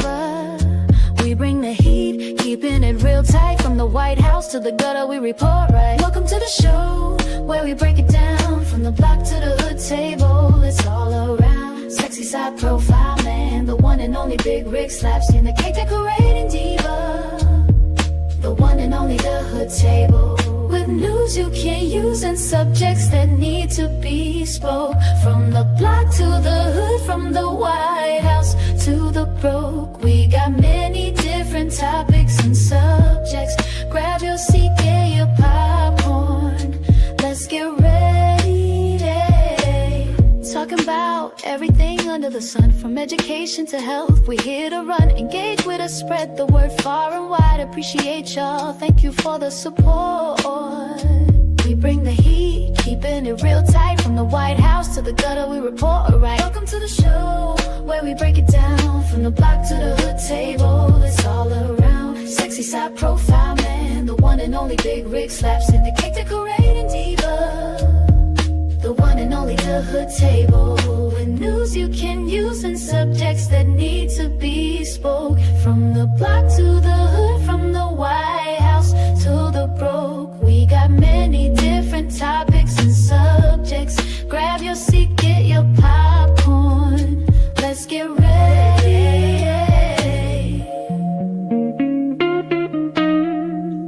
Let's get ready. Yeah. Hey.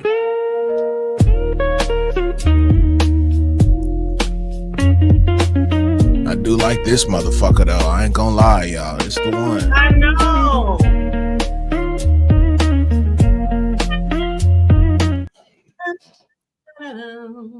Hey. Yes, yes. Y'all, I have enjoyed that theme song, our intro, outro. Since Charlie made it for us, that shit slaps in my Big Rig's voice. But again, Charlie got some new songs for us, so we're just waiting on her to do the, the visual, the video portion to go along with the song. But y'all gonna be really like, y'all gonna like what Charlie working with. And to be honest with you, the visual is nice, but I think with the new song, definitely you can keep the visual, but something has to be added. You know what I mean? Something. Yeah. Maybe us being on a panel with people flash by or something, or the the chat or something. You know what I'm saying? Just something. Just same thing, but just add just something in there. You know what I mean? And then that'll be it. Like us maybe having a moment where we're just being all, maybe dramatized or something. Whatever. Like, you know what I'm saying? Yeah, I got you. Absolutely. I got you. Yeah, Charlie did that. Charlie is a beast, man. Yeah, she's a beast. I be telling y'all to hit her up for banners and music, like and all these songs that she did, y'all, they really sound good. Like this one sounded really good to me. That's why I was like, "Good table, I didn't want to change it. I didn't want to hear no more. I kind of, when she hit me, because that was just this weekend, Saturday, I think you hit me with that or something, right? Friday or Saturday. And I really wasn't tripping on listening to them because you sent me so many of them. I was like, man, let me take it.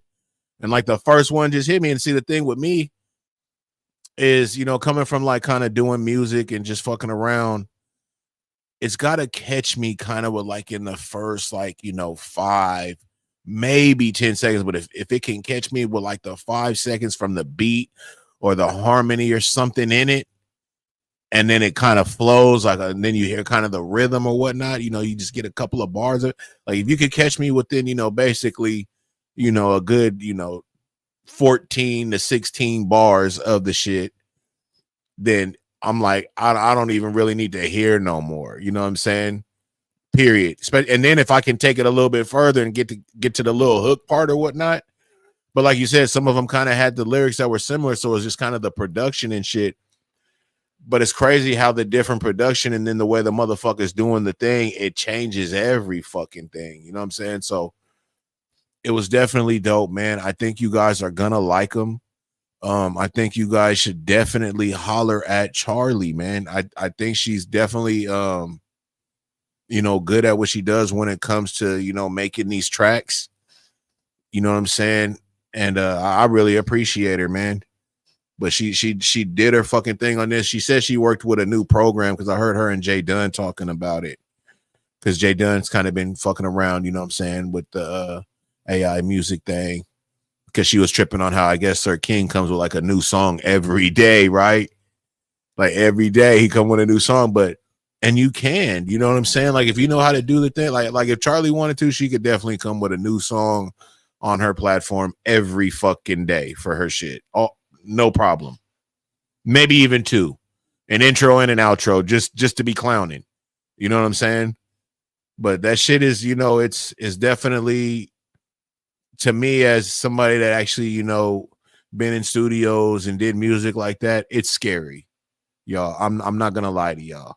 it's scary because the things that these AIs are doing is incredible. And then the quality of it, you know, you don't have to mix and master anything.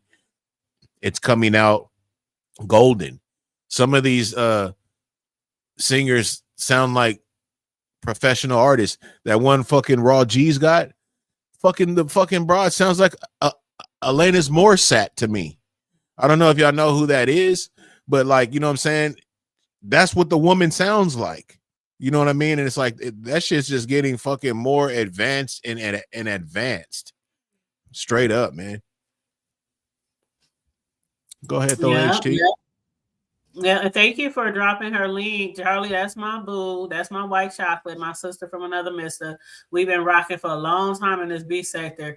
But yeah, if you ever watch her shows, she's always her intros and songs, their stuff that she create, banners and all that stuff. She's really good at what she do.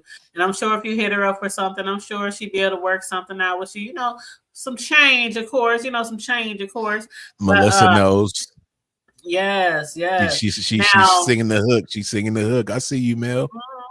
Yep. And Mr. Boston gave you a shout out on your ride. Where did you see the comment? You talking to me? You see that car would look good. Yeah, I don't do green. My son likes the color green, but nah. Yeah, she ain't white no more though. You know what I'm saying? She a different color. She got a little pearl on her and shit. Yeah, my car ain't white no more. You ain't showing us no up. I got one on the community wall of her. You know what I'm saying? Oh, you do? Okay, yeah. Okay. I got one, but most of my pictures are when she was white. Because now I haven't really took her out on the block since I did the color change on her. Like a lot of the people, they still haven't seen her. You know what I'm saying? Since I did that. Oh. So that's why I'm trying to come out, because then it's gonna be all Velveeta. You know what I mean? I ain't been able to really show and prove like I wanted to the last few, a couple of years actually. You know what I'm saying? The COVID thing was a fucking issue, so now everything getting a little bit better. So yeah, she ain't white no more though, y'all. Okay. So the ride that you took us on the other day when you was playing all the old I was just in my Magnum. That's my daily. Okay. That's the daily. Okay, so it's a Magnum. Yeah. Okay. All right. Yes, sir. Or yes, ma'am. Yes, ma'am. I'm not gonna misgender you. Did that go over your head? Did that go over your head? So you be doing me. So I just want to throw it back at you. I got you. See, my mic got it.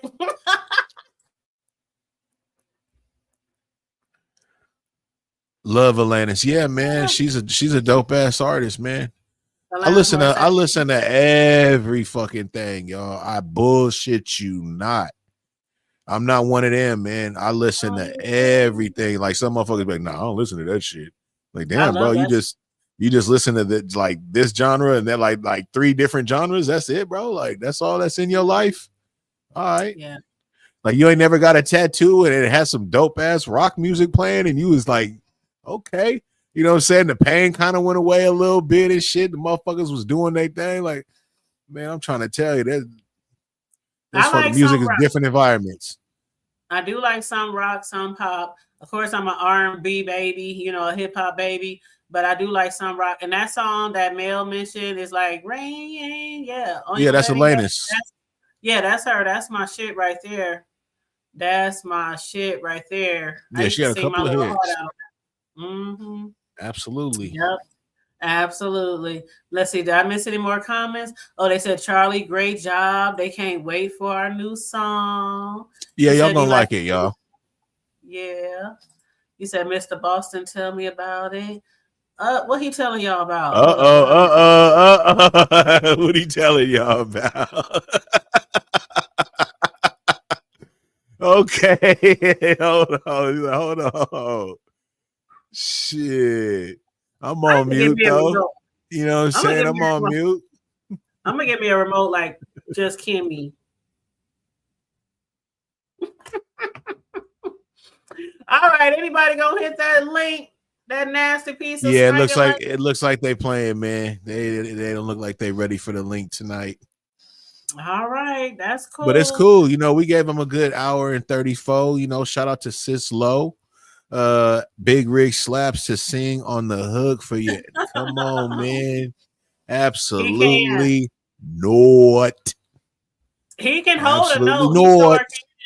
I'll be the background singer. He can get up there and I'll be the background singer. Look, man, I grew up fucking loving like commercials, right? And then like you know, shows like Growing Pains and like The Greatest American Hero. Like I love those songs and I used to sing them all the time just because they were my favorite shows and shit. Me and my sister, man. But my sister could sing, my mom could sing, everybody could sing, but I used to just bullshit. But I'm just telling y'all, man, music was such a big part of a motherfucker's life, man, from just TV, cartoons, all that shit. And if y'all think about it, some of them cartoons had some dope ass like little jingles, man. Like the music behind them was really off the hook. Like especially like that shit like with like who was it with the lion and all that type of shit in the beginning.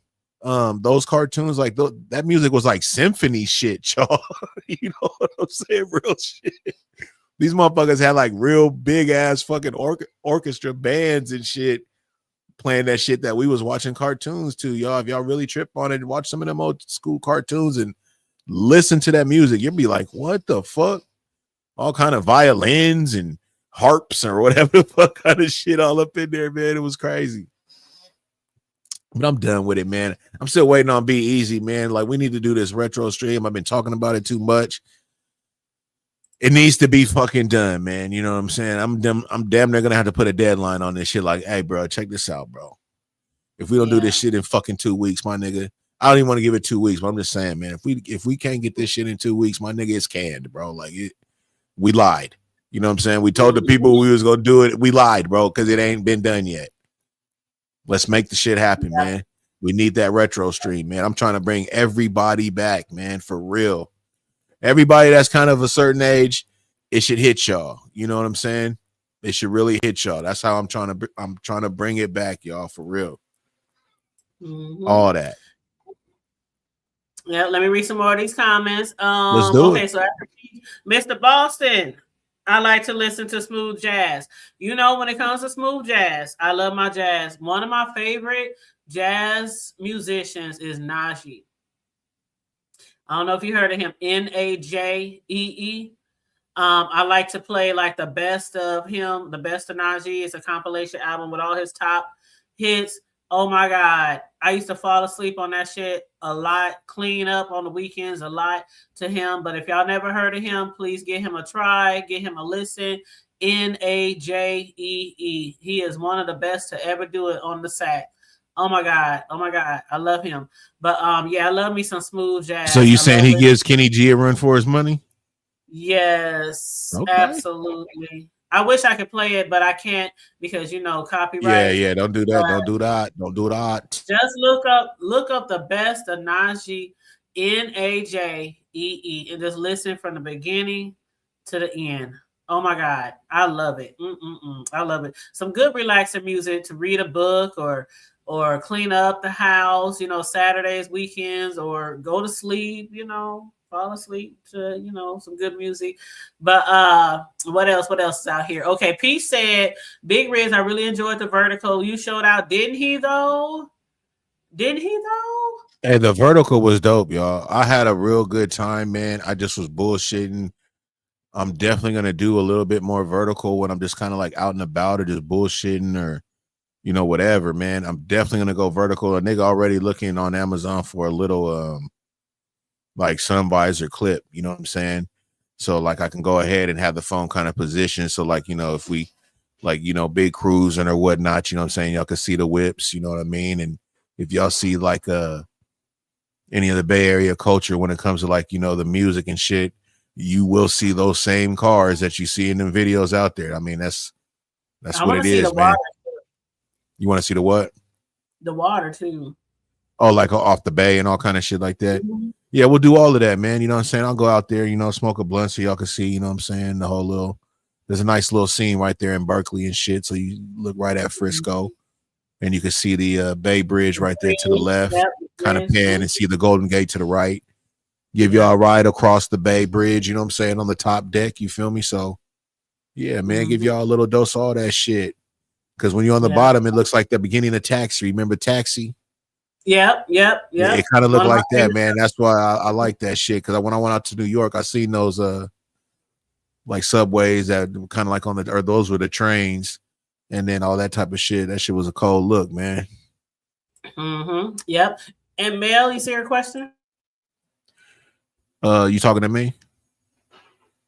Which question is that? The isn't Betcha don't know what's gonna, or she's talking about the Najee.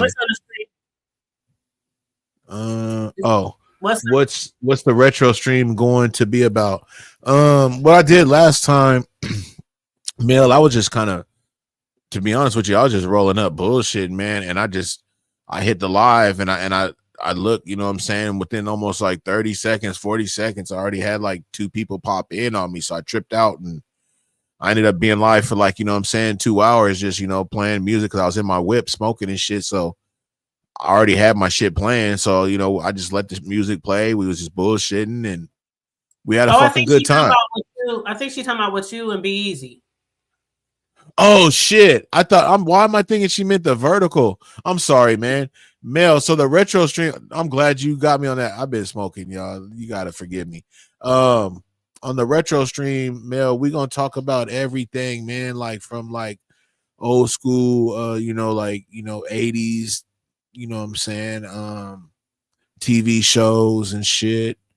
You feel me? Like, you know, certain things like Garbage Pail Kids and Cabbage Patch Kids and, you know, all those type of things. My Buddy, you know, movies, food. Remember the Garbage Pail Kids? Fuck yeah, garbage, because they were a branch off the Cabbage Patch. My sister loved that. Like, those dolls were kind of expensive when they first came out because she got one for Christmas because they did have the black ones. And she hella wanted one and she got one. I think at the time they're almost $100 for that fucking Cabbage Patch doll. But then the Garbage Pail Kids came out because I remember I was like in like junior high when those came out because everybody had like the cards and shit. And they were like knockoff names like Michael Jackson's and all of them. Like there was hella shit. And then even like the old school shirts, y'all. I don't know if y'all had them, but like the Bart Simpson, like he was really big and he would be in different characters. You know, the MC Hammer Can't Touch This shirts. Like we have flea markets out here, right? So like I don't know what they have in like other states, but you know, there was like a lot of knockoff clothing. So they would have a lot of different sayings of like, you know, the latest, you know, on the music, you know, hip hop or whatever. Like it was just, we're gonna talk about all that shit, you know, lunch pails, all that, Mel. So, you know, the retro stream is gonna be about everything retro. And the funny thing is I remember like junior high, man, like my partners, they would have the Jordans, right?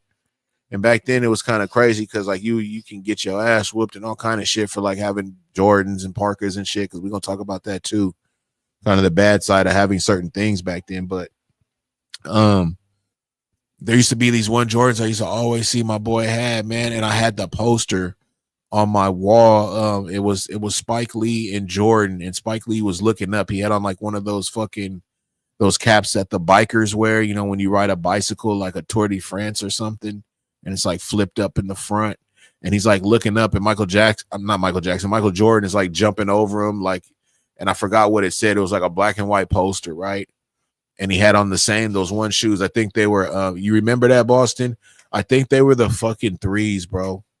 No, they were I think they were the 3s. And I hella wanted those. My boy always used to get the 3s and the 4s, but his parents, you know, they had loot. Man, when I got older and shit and everything was right, I got those motherfuckers, you know what I'm saying?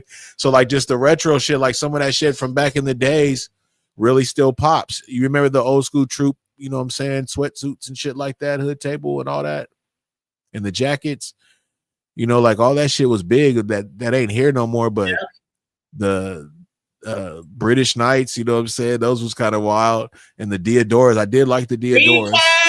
Oops, sorry. Oh, see, you I'm gonna leave that alone, man. But you know, look, LA Gears, Guess jeans for the girls.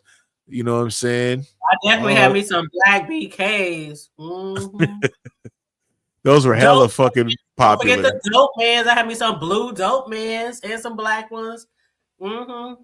Yeah, I really like the Nikes, man. I was big on like Cortezes and shit. You know, had the Converse era a little bit. I ain't gonna bullshit you. Had a little bit of the Converse era. That's really big, like in Southern California. You know what I'm saying? They still do that even to this day. You know what I'm saying? They still rock the Converse real tough. Yeah. But there's just no I support love in me that some shoe. Chucks. I love me There's some no Chucks. support. You know, you wear them on a hot day, you can feel the cement. You know, they were different Yeah. to me. Chucks are very uncomfortable. I love And me just to some. think they played basketball in them back in the days.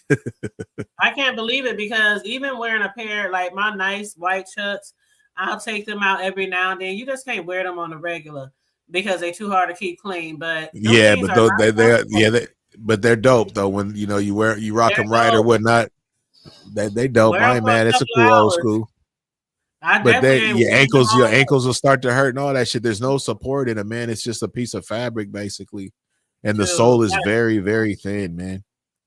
But them yeah, Jordan come ones, home. they ain't comfortable either, man. Like you see a lot of motherfuckers that kind of be wearing the Jordan ones. They're not I'll rock comfortable. an Air Force over that Jordan 1 any day, but that Jordan 1 it's a flat motherfucker, man. And it's like it Yes. squeezes the front of your foot. It's just crazy. But we gonna get it. Yeah. We see, Mel, that's the type of shit we gonna talk about. We gonna get into something and then we gonna break it down. It should be a very good stream.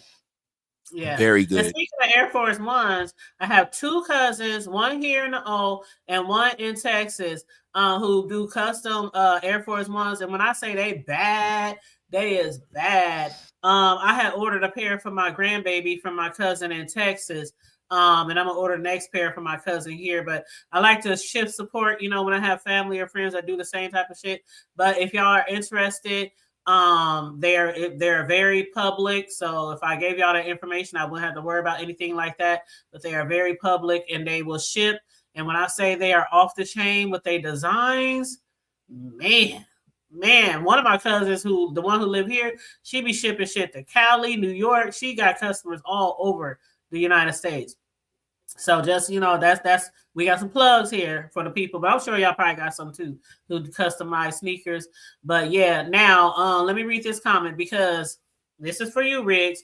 Mel said I was talking to my brother the other weekend about slaps, and the first thing he said was that's a Bay Area thing. You motherfucking right. And the thing is, right, you know, we got a lot of lingo, man. You know what I'm saying? I was just talking to, you know what I'm saying, John earlier, because we was watching something and it was a East Coast artist, you know what I'm saying? And I didn't say anything. I just showed it to him. And the guy used the word slapping in his rap, which is fine, right? But I'm just saying, man, you know what I mean? There's a lot of shit that comes from the soil, man, and motherfuckers will not like give us our, you know, our due to that shit. And I'll be the first one to tell you about the whole hip hop thing, and that was East Coast. I would never say, hey, West Coast, whoop, whoop, whoop. I would never, when I was growing up, it was Run DMCs, the Dana Danes, and all that type of shit, and some Atlanta shit like the MC Shy D's and shit. It wasn't just hella West Coast out, you know what I'm saying? It wasn't, you know what I'm saying? Like there was definitely the breakdancing movements and all that type of shit, but still, just, you know, I gotta give the hip hop, you know what I'm saying, with the beginning stages of that shit to the East Coast. But it just seems like when it comes to certain lingos and styles and shit that the actual Bay Area done brought to the table, man, it's like it's really hard for motherfuckers to like give them they due on that shit. We didn't start gang banging and all that type of shit where I'm from. Like that all came from Southern California. You know what I'm saying? Like they're two different things. When people think of California, the main thing they think of is basically the Southern California style. You know what I'm saying? Which there's nothing wrong with it. But the Bay Area, I'm just saying, man, has came with a lot of game, man. A lot. She doing it. And I keep all my shoes in the boxes, so I know them are some forces. They come in them gray boxes.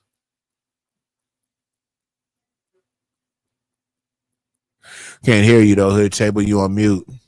My bad. I'm gonna make the screen big.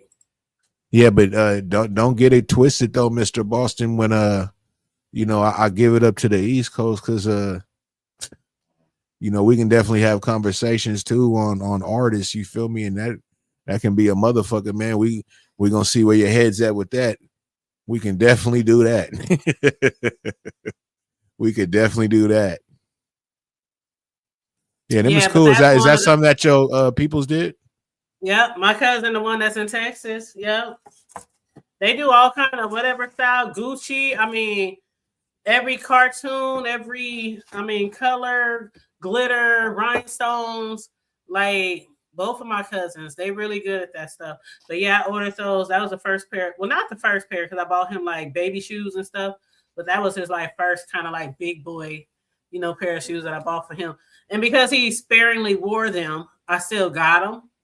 And my son was like, well, if we have another baby or if your other son have a baby, maybe we can hand them off and, keep them in the family for the family kicks, huh? the family kicks. I don't care. I said, or I'll just keep them as memoirs, to when he was little. You know what I'm There saying? you go. But there you go. It don't matter to me. But yeah, thank you. Yeah, they're really nice. I'm telling y'all, my cousins will hook some Air Force Ones up. Like for real, for real. But yeah, Cinderella. That's my favorite shoe, man. Is an Air Force. I like the different colorways and shit. I was wearing some today. My it was like burgundy with like two grays in them. Yep. It seemed like I bought my sons a pair of Air Force Ones like at least twice a year, each son. Because they like them just fresh to death. And I don't know why. Well, summertime, it's always good to have a fresh pair of white ones. Yeah, they go with everything. They like them fresh. Mm-hmm. You know what I'm saying? But you gotta keep them right because after they start getting a little whoop, it's over with. Yep, and I can definitely understand because our thing back in the Gap was some K fucking Swiss. I stayed with K Swiss, so Hood Table. So that was big out there where you was at. Yes, I used to rock the ones that was like the tennis style. Then I used to rock the ones where they kind of had like a bigger kind of soil, like sole on the bottom. Yeah. I had all kind of, but I always got white ones. Yeah, always got white ones. Yep, you couldn't tell me shit about K Swiss. I wonder what happened to them, man. Like they just really started fading away, and then nobody was rocking them no more. They were really popular for a minute. That was another uncomfortable pair of shoes too. Like, they were not comfortable. HT, you're absolutely right. They're kind of like a stiff. The sole didn't really have a cushion to them. You know what I mean? Break your foot if you try to run. Yeah, it was more of just a look of the shoe more than anything. So yeah, that's a fact. I agree. Yeah. Fashion has never been my thing. Male fashion. I'm a sneakerhead. I'm telling you, I'm a sneakerhead. Yeah, me too. Fashion has never been my thing. And my boys got it good because their dads are sneakerheads and I'm a sneakerhead. So my boys were definitely sneakerheads growing up. They used to buy and sell shoes off the internet, all that type. They was in all that type of shit. But yeah, I couldn't tell you shit about all the different styles of dresses or purses or high heels or none of that shit. But I can definitely talk sneaks with you. But yeah, I was not into fashion at all. That's why I was telling people when Andrea said she wanted me to review Tyra Banks' American Top Model on Netflix. I was like, I'll watch it just for you because you're my girl. But I never watched that show growing up because I'd never been into fashion. Never. I ain't think about no swimsuits, no dresses, no high heels, swimsuits. All the stuff. Well, the stuff that I'm talking about, walking the catwalk and all that kind of shit. I never been into all that. Rock the Casbah. Charlene, I don't like it. Hey, so look, Peach said K Swiss wasn't my thing, but then Reebok's classes. Hey, check this out, Peach. I rocked those before the K Swiss, to be honest with you. I was going through my Reebok stage with the classic ones, man. They used to come in different colorways back in the days. You have greens, blues, reds, all of them. I used to, man, them Reeboks was cold. Then a motherfucker, you could still get them.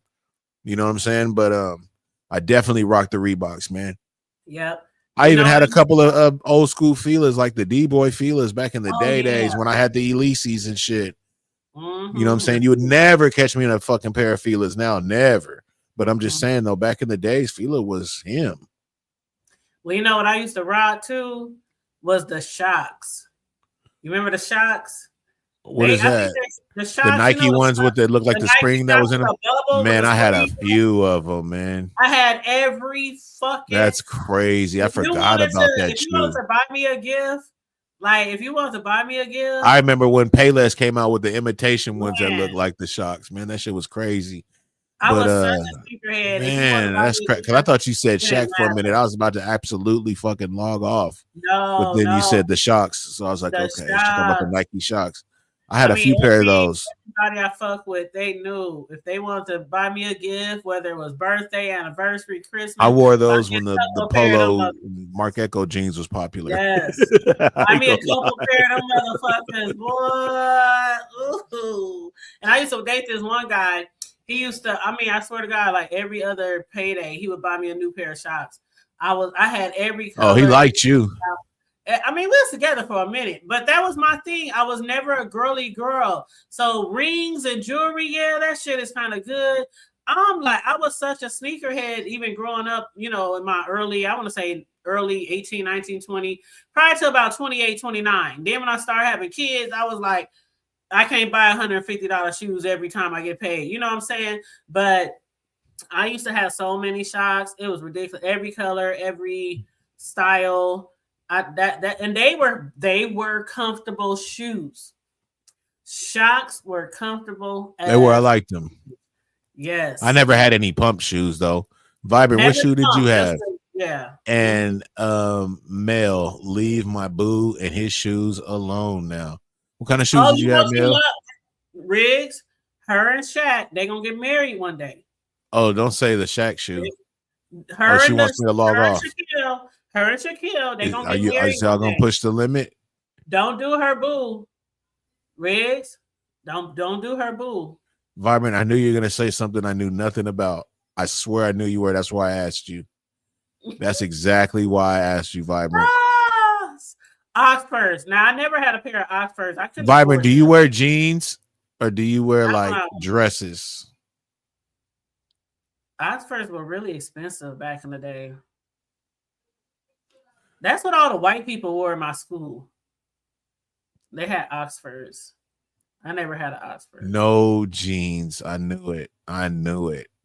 Something just told me. Something told me. I just knew it. If you go through my closet right now, you won't find one dress. You won't even find a skirt. I got slacks, shirts, blouses, jeans, t-shirts, shorts, spandex. Whoa. Hey, spandex is always a plus. Let me tell you Spandex are a something. plus, man. I'm not mad when a woman hit the block in some man shit. Go ahead and go to the Those are store like my too. workout gear. You know how I am. If you get to walking down, and you know what I'm saying. I already know. I'm gonna give you the attention you want. You know what I'm saying. I'm thinking, hey, they know what it is. I'm gonna be like, okay, look at baby over there.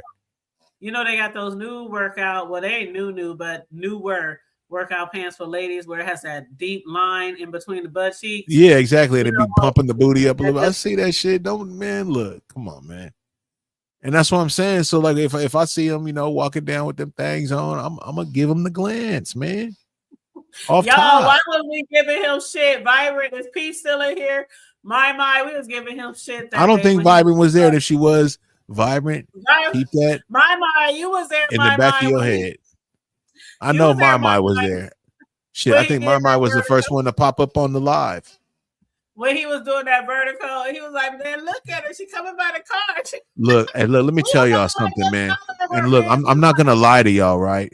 Because in the vertical, y'all will see the lady was walking, right? She was a red bone, man. She was bad. I ain't gonna even bullshit you. I wasn't even expecting that type with the area I was in. I wasn't expecting, you know what I'm saying, to see no red bone walking, man. I'm gonna keep it 100. So when she was walking, right, and y'all will see, man, I said it. I was like, damn, look at this shit. I also wear a skirt. That's hey, ain't nothing wrong with that, Vibrant. Hey, we got some tomboys in the chat. I'm not the only tomboy. Sure, so check this out, y'all. She's walking, right? At least, look, she's at least like 4. If there were parking spaces, at least 7 parking spaces away from me. You know what I'm saying? Walking. And there happened to be a Jack in the Box right there. And it's early morning, you know what I'm saying? So she went up over there, you know what I'm saying, to get something, you know what I mean? And I'm telling the people as I'm on the vertical, like, hey man, is this girl kind of thick, bro? I'm gonna show y'all one time. You know what I'm saying? I pan the phone. We see her. She kind of seen me. If you look at I didn't say nothing at the time because I was like, damn, she spotted a nigga. But she kind of seen me with my phone. You'll see her head look right at me. And I just kept my phone there as like if I was like typing something or whatever, like I'm not filming you type shit, right? I tried to play it off, to be honest with you. She kept walking, and then I went ahead and, whatever. So I'm talking to y'all, and then fucking she comes out of the Jack in the Box, man, eating on a breakfast sandwich. Part too. I didn't want but see, the thing is, right, Hood Table, when she was walking directly in front of my car. I was like, man, she's gonna approach me or something. I thought she was gonna say something like, was you recording me? You feel me? So there was no way I was gonna fucking pull my phone out and give y'all that. But that's why I was telling her, like, hey man, she's walking up to the shit right, and then she just walked right on the side of my door.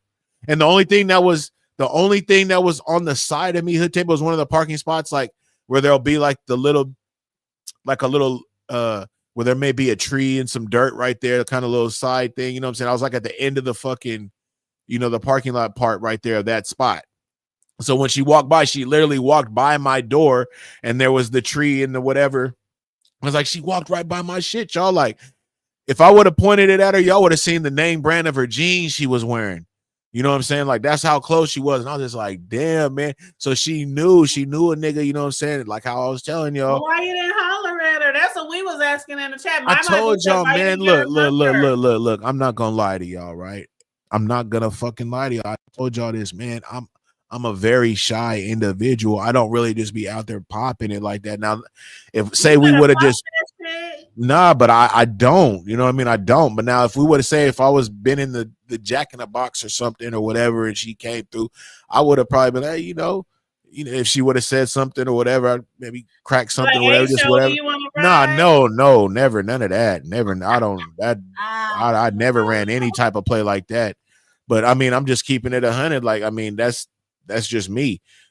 But yeah, man, it was crazy because when she came out, y'all, and when she came in, she was on a completely different side of the Ave, bro. So that's why I was like, man, this girl's walking directly in front of my shit. Then she kind of curved, and then she was on the driver's side. I was like, wow, bro, that's crazy. Mel said, my mind, she must have been one badass red bone. Nah, it wasn't even that crazy like that. But it ain't me to just be like, hey, girl, woo. I don't do that. You know what I'm saying? Like that's not in my character. You know what I'm saying? Now, if I would have been off, man, a little bit of drink or something, whatnot, I might have would have said something. You know what I'm saying? Like just some little bullshit or whatever. Like, oh, you kind of look nice today. Woo woo. You know what I'm saying? Something real brief. And if it would have went sour, I wouldn't have gave a fuck because I would have been drinking. Like, man, fuck it. You know what I mean? But I would have had to lightweight be on my body to do some shit like that. It ain't just gonna come out. That's not how you flow. Not at all, man. It ain't. That's why when like I get the little, hey, he's a flirt with you. Like, I'll chop a little game or whatnot. You know what I'm saying? Just fuck, shit. I don't. My boo say you scared, nigga. Hey, you can call it what you want, man. I've never been that type though. I've never had a problem though. Like I told y'all, man. Like I've had some shit, man, to where I was out. Baby kind of kept coming around me, man. I was off that drink. She was really close to me, and my boys was there. The next thing you know, I'm gripping her ass. You feel me? And she's letting me. I've never met her, bro. She kind of knew the partners or whatnot, but we're on the outside. Like we got clubs where there's like an outside. I'm just saying, like, and I don't. That ain't. I'm just saying, like, when I get off the drink or whatnot, a nigga can get a little, be on some other shit. Yeah, I get a little loose, but I'm already like if I'm with my woman or something, I'm very, I have no problem fucking, being affectionate with my woman. But see, the thing is, man, like I'm just saying, but it's like, but what I'm telling you though is I already read the room. Like she kept coming really close to me, man. I was chilling. I wasn't popping nothing, but she just kept chopping it up to me real close. Damn it, like she was hugging me. You know what I mean? Like we was taking pictures. So I was like, fuck it, if baby gonna be this close, yeah, she was thick. So you know what I'm saying? I did, man. I just said fuck it. And then my boy brought it to my attention. Like he's like, damn, Rig, that's how you feel. And I was like, oh shit, Right. my nigga, what I the know they fuck? like what in the chat, but y'all come on, ladies. Y'all know. Y'all talking about what in the chat. Hey But you have man, I'm not nasty, man, but I'm a you motherfucking it. man. I'm trying to tell Because y'all, man. there's been times where I done spotted a nigga up in a club or a house party or anywhere, not, you know, where we in close circumference, and I might slide some ass cheeks across that nigga's lap. Like, Straight up. Excuse me. And I would notice it. You know what I'm saying? Come on, y'all ladies, don't I'm be not acting like stupid. You feel me? Like, I'm not one to just nuns be all out, but like you do some shit like that, I'm gonna notice that shit. You know what I'm saying? True. That's a I sign, can be man. a flirt too. I can flirt too. S3 talking Especially about when people. I see it's a S3, I thought you was nigga. up out of here, S3. If I see it's a Yo, nigga wow. that I really got my eyes on, shit, excuse me, reaching across him, titties touching his arm and shit. Yeah, Come on, see, lady. come on. Hey, you gotta chill out though. But yeah, off top, man, you know, and Boston up in here too. See, when you get to talking like that, then I'm gonna get to talking all kind of dumb shit, and then people are gonna be like, oh, woo, woo. Vibrant gonna start being like, oh, this motherfucker's a body language is a thing, S3. It is, man. It really is. I'm not, look, Peach, I'm not nasty, man. Trust me, I'm not. I ain't But at the saying I'm same fast, but yeah, you feel me? But at the same time, man, we all adults, bro. And I know signs, you know what I'm thank you, saying? Vibrant. And baby was fine, you know what I'm saying? So it's like it's not like I was just hella pursuing some shit. Yeah, you know, I wasn't like hella like, hey, you know, but shit, you know, if you're gonna be kicking it by me or whatnot, you know, I might, you know, shit. Rub on your hips or something, you know what I mean? The side of your waist and shit, you know what I mean? Everybody What the fuck doesn't is we deserve that doing? attention. You can't. We ladies now, y'all ladies know we don't do that to everybody. The fuck? It just be like Exactly, and that's how I be thinking, HT, right? Because really though, my demeanor, HT, I'm like how you see, I just be cool, I be chilling, man. I'm not the type of, hey baby, ooh, I'm not gonna make a woman feel uncomfortable in no way. So that's what I'm saying. I know how to read the room, you know what I'm saying? And she was apparently was digging a nigga, you feel me? And she wanted to be closer around me and didn't mind it. It's almost like it was being kind of pushed on me, you know what I'm saying? It wasn't like, oh yeah, let's go to the back and let me freak you and all. Nah, but we was just we was chilling, right? You know what I'm saying? Shit, she could have probably had a husband at home, HT. I don't fucking know.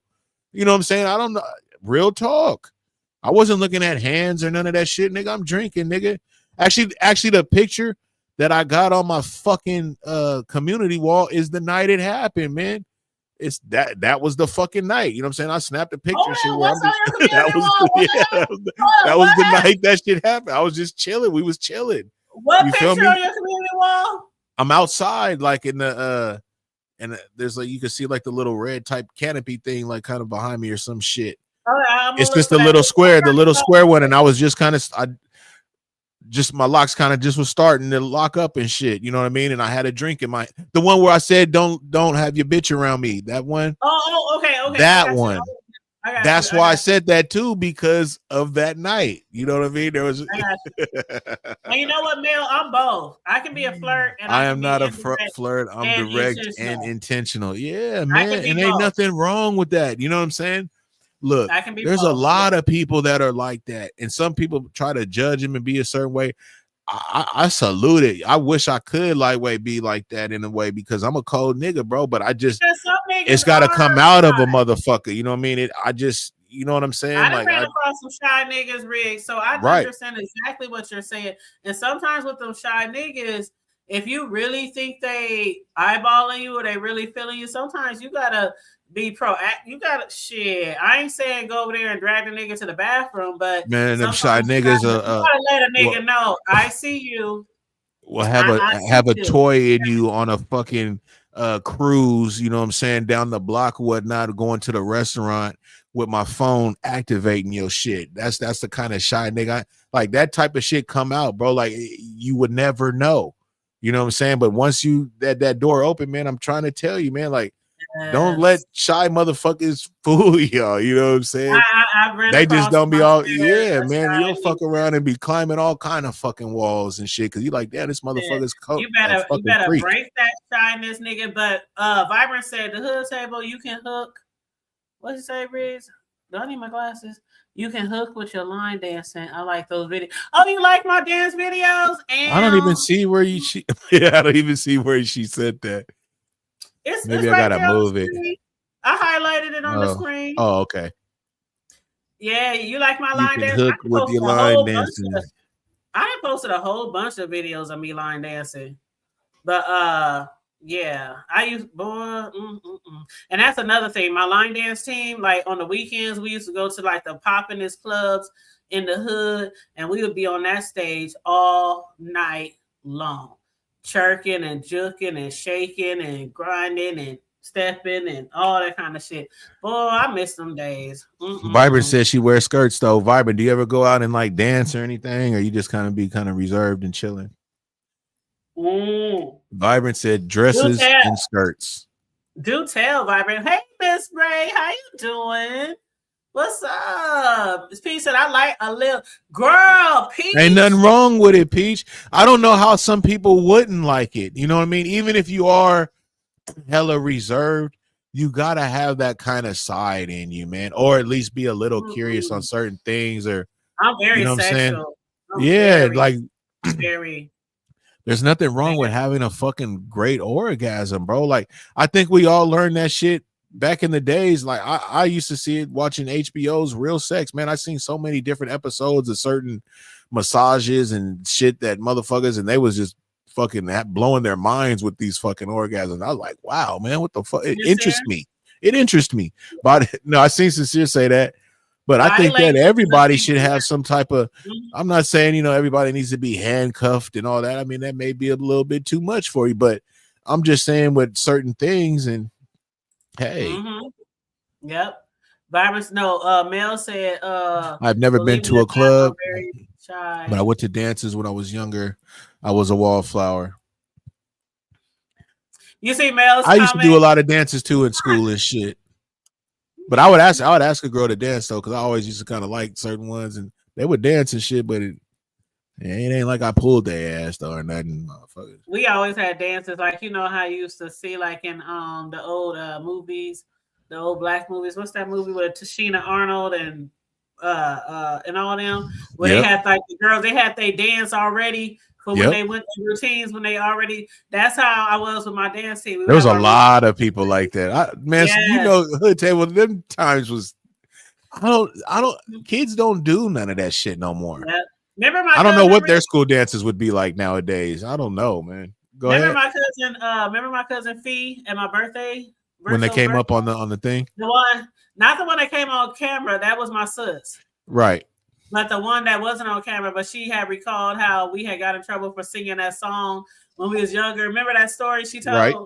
Okay, so that's the one that when I was younger, we used to make the steps too. So whenever we went to a party and stuff like that, we would have our steps already. So I've been dancing for years. Then as I got older, I actually joined a dance team.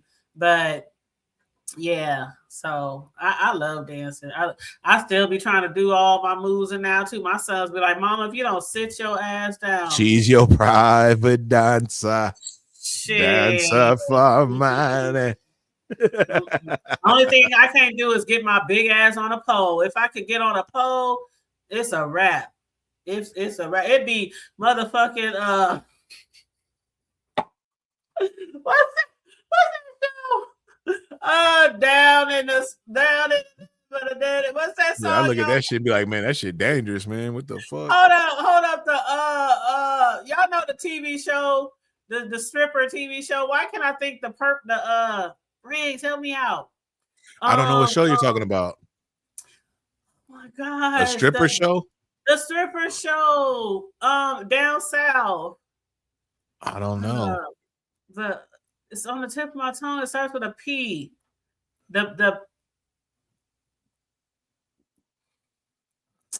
Dang. Y'all can't help me out. P Valley, thank you. HU34. What's up? You dropped down right in the nick of motherfucking time. P Valley. Okay. Yeah, that's a different type of. Yeah. That's a very popular TV show. When it first came out, I gave it a chance, and it just kind of went like kind of left and shit. And I just like, Oh yeah. no, that shit is good, especially where they ended off. I hope another season jump off, but that shit was I'm sure there good. will be. I'm sure there will be. Man, that really made me wish I could climb a pole. I'd be like, can somebody just lift me up there? I never really like seen it. Just hold me up and let me spin around one time. But yeah, that shit, it's amazing what those late, like, okay, I told a story before how I had a homegirl who was a stripper at a strip club here back in the day. And I used to go with her, you know, we was real close. So we was together a lot. So I used to go with her when she would pick up her checks and shit like that. And I would walk in their rigs and I'd be like, oh my gosh, look at all these. The shit they can do on the poles is amazing. But what surprised me even more was there were big girls in there. I mean, big girls in there. And I used to tell my homegirl who was small, she was really small, like maybe 100 and maybe 135, 140 at the most. Yeah, that's maybe. small. She was small and she was short like me. She was short like me. So when I would see big girls, I said, oh my God, girl, y'all hire fat girls? She was like, girl, please, they get the most money. I'm like, then somebody heard me talk and it was a manager said, are you looking for a job? I said, oh, no. Yeah, when I go to the strip clubs, like I go to the ones that kind of got the thick ones, you know what I'm saying? Like when I go to Vegas, I don't really go to like showgirls or any of that. Those are more of the real petite chicks. Like I go like to Talk of the Town and shit like that.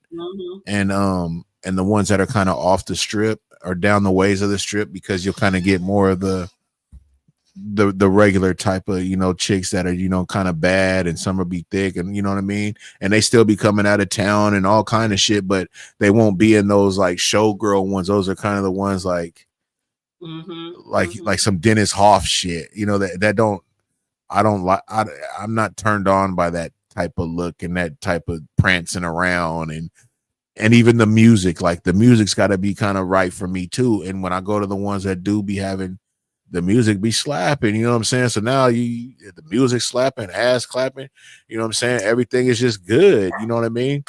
But I don't like the fucking real thin, skinny minis and shit type strip clubs. I'll be like, bro, let's go find another one or ask somebody outside like what they look like up in there. Yeah, what they look like up in there, man. But let me read some of these comments. Okay, so Vibrant said, I had never been to a club, but I went to dancers when I was younger. I was a wallflower at dancers. I get it. I understand. I didn't have a lot of spare time growing up. I studied a lot and was involved in extracurricular activities. Me too. I've never been to clubs before or bar hopping. Oh, I used to go to clubs and bar hop too. I was never interested, just what I've seen and heard, loud, crowded, dangerous. Not always dangerous, but it can be. Peach said, I've never seen Girl Peach. If you ever find some time and you're bored and just want something to watch, binge watch P Valley. And see, the thing about it, some people said, was that the one with a lot of gays in it? Yes. But the thing I like about P Valley, regardless if there was a lot of gays in it or a lot of straights, is not just gays. It's a few gays, but for the most part, everybody else was straight. It was only like a few gays in there. It was a gay storyline, but just like any movie, a lot of movies, a lot of TV shows these days have a gay storyline mixed in with all the other, all the other straight people. But it was like the stories. I mean, just like the main stripper, her story with her mother growing up in church and the abuse. I mean, a lot of the stories hit home for a lot of people. You know what I mean? So it's not just about twerking and dancing on the pole. And at a club, they actually have real life issues on top of that: love, hurt, death. Just real life issues. But it was really good. I hope it do come back. Let's see who else said something. You34 said it was really good. Oh, you call it Pussy Valley? That's what they did. You used to call it Pussy I'll be right Valley. back. I'll be right back. All right, hon. My boo said, me too, Vibrant. I'm a homebody type of person. You know what? I'm a homebody type of person now. But when I was younger, I definitely went out. I definitely danced, and I hit the clubs and the bars and all that shit.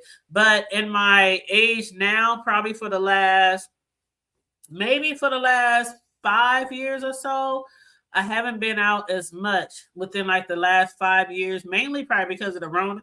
But even if we are past the Rona, I still haven't been out like that. I prefer being at home or at somebody's house, having a barbecue, having a party, spades nights, girls nights, just family night, just, you know, and I love the summer. I cannot wait to the summer. Y'all know I live in the Midwest, so summertime is really, really important to our part of the world, you know, growing up in the Midwest, because we go through so many cold months and have this short span of warm months. So summertime, I'm telling you, as soon as the first really, really nice day hit, it's grill season. I'm talking parties, house parties, barbecues, hanging out, you know, just things like that. I really do enjoy family and family time. So yeah, at this point of age, I do prefer to be at home or be at a family or friend's house, you know, kicking it and stuff like that.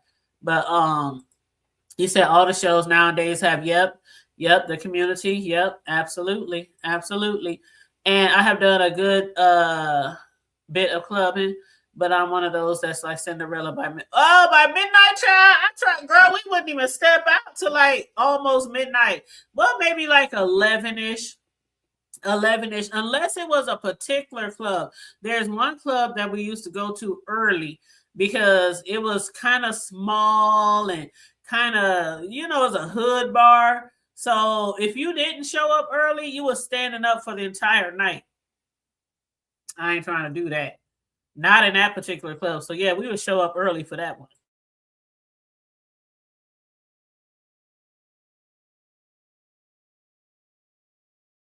You said I'm from the South. Strip clubs are different here. Thick. Thick than a mug. Yep. Through club days were a mess. My ass used to be nasty. Man, Peach. See, that's my girl Peach. She know what I'm talking about. What I'm talking about. See, you be up in the clubs and you see a fine ass motherfucking nigga and y'all see each other across the room, or y'all be like, excuse me, I'm gonna just go to the bathroom real quick. Man, I'll slide all across that nigga. Excuse me, you in my way, girl. Had that nigga's number. He had my number by the end of the night. And child. What up, child? What you chowing about, man? What the fuck? I come back and I hear child. Nothing. That's 402 revenue. That's my hometown right there. He know how I used to get down dancing in the clubs. He know my dance team and shit. But yeah, what up, 402? But look at Byron. Why you doing them faces, Byron? What I missed, man? When I walk in, all I did, I sat down, I put the things in, and I just hear child. And don't remind I remember them skimpy dresses with the thong. Honey, nothing but movement back there, man. Oh, now I can do the thongs. I wore a thong like 2 times in my life, and it was a wrap. Get home, and I felt like my shit was on fire. Yeah, I never understood that. I like them boy shorts, man. You can fill out some boy shorts nice and the little cheek at the bottom and shit, man. I ain't mad at that. I am not made for a thong. My kitty cat do not handle thongs well. That's just too much. It's not enough string. It's just not. Yeah, especially if it's. I'm not gonna get into it. Riz, don't you? I already know what you're about to say. Don't. There's just a lot of different ones, man. They're all beautiful and pretty, but you know, some of them are nice and thick, and it ain't good for them to just be all, you know. You know what? In a thong like that, it ain't, man. You know what I'm saying? Didn't I tell you no? It ain't. Didn't I tell you no? I'm on mute, man. All right. I'm on mute. So nobody hitting the link, right? Yeah, man, and we already almost about to be 10 o'clock, so that's kind of like the time for you, man. I don't want to keep you up, but this was a great show, man. I appreciate y'all sliding through. Shout out to the replay gang. You know what I mean? Again, shout out to Sislo pulling up. Shout out to all of y'all pulling up. No panties and thongs. Hey, said Vibrant, ass. man. I'm trying to, man. Mel called it ass floss. That's what it was. I gotta And be Peach careful when I talk to you, Vibrant, because I don't want you to be taking things and then you know, the last thing I want you to do is take something hella raw and wrong or something. You know, but Peach said that minute was too small. Oh no, Peach, I had the right size. Believe me. but I never understood that shit, man. To me, women that wear thongs, it always reminded me of you just walking around with a wedgie. You feel me? You know, back in the days when motherfuckers would pull your drawers. Like. Yeah, you feel me? And that's what it feels a funny feeling. You know what I'm saying? So like, I guess women can kind of get used to that shit. But like when they used to hit the block, like I used to go to Santa Cruz a lot, and I used to love just seeing the women walking around because they would kind of sometimes wear that shit, and then they'd be, you know, back then they really wouldn't cut too much in the middle area, so you kind of would see it. You know what I'm saying? And I remember like, damn, man, I used to really like that shit. But now they took all that out and they want. Vibrant says she's a prude. I don't want to talk about that I'll shit. tell you something. I wear boxers or boy shorts before I wear boy shorts for sure. Boy shorts for sure. I tried it. Can't say I never tried it. Out of all the uncomfortable things I have experienced in my life. Now, if you're wearing it like before bed, like for like some fun time or something, ain't gonna be on that long. Right, they ain't gonna be on that long. That's true. All day, hell no. Right, something that goes with the little ensemble or something. Right. Foreplay and all that shit. But anyway, y'all, we done took this all over the world, and because Peach is about to start trying to pull cards and shit. So, and I see you highlight her shit. So yeah, we can go ahead and end this. You know what I'm saying? Before it gets a little bit. Yeah. You know. That's our show tonight, ladies. Every time y'all get to talking that bullshit, man. Every fucking time, man. I just need to just start putting my shit on mute and don't hit that fucking button at all. Just let y'all whatever. Don't do that. Whatever, and then not. You know what I'm saying? Don't do that. All of us, you know, most of us do not have virgin ears, and most of us, well, all of us are grown. Some people like fucking. Something, you know what? All right, you guys. So on that note, right, too late. I've been caught in it.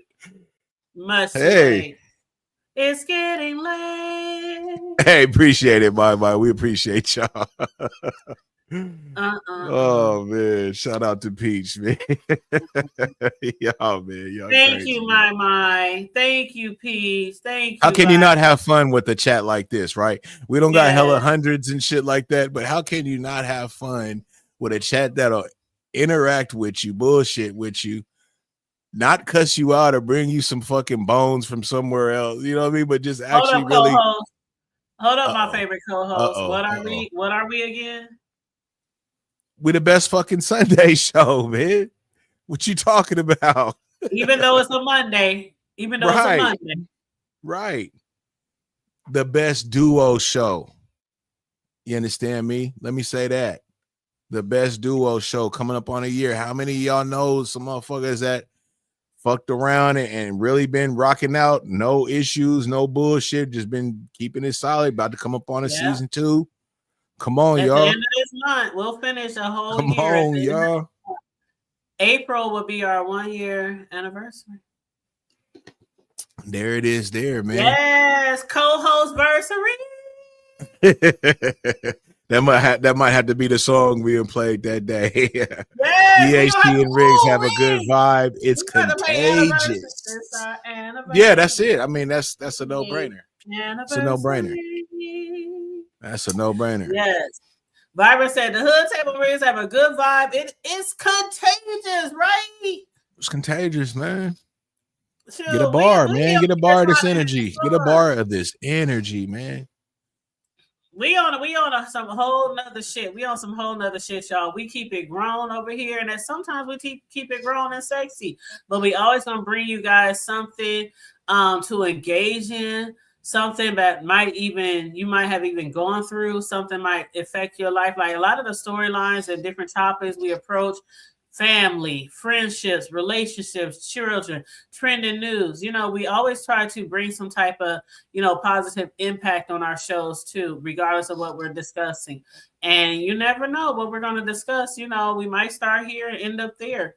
But the engagement, it means a lot to us. It means so much. The engagement, you guys have no idea. No matter how much we express it, just, I know some people out here, some CC's rigs. Thank you guys for showing up. Thank you guys. I love you guys. No, we really do. Like, for real, we really fuck with y'all. We fuck with those who fuck with us. Like, really, we Facts. appreciate you guys. You know what I'm saying? So Facts. for us to be going 1 year strong as co-hosting a show, that's really love. That's really love, y'all. And we love you guys so much. So much. And they gave us 24 likes, Hood Table. So we really appreciate y'all for that, man. I just wanted the 20. Absolutely. Appreciate y'all. Absolutely. Thank you guys. And shout out to the replay gang, because I already know there's some shows going on with some heavy hitters right now. So we already know, what's going on out there in the YouTube B sector streets. Appreciate you, S3. Thank you, Sincere. We love you, girl. We love you, girl. But yes, thank you so much. So everybody, if you haven't already, which we know you already have, but please like and share the video. Please. Thank you so very much. Thank you so much. Any last minutes before we get out of here? Nah, man. I think, again, this was a good show. Appreciate, everybody coming out.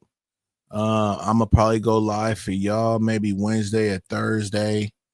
Don't know what I'm gonna talk about, but we're gonna pop it, man. Just chop it up, see what's going on out here.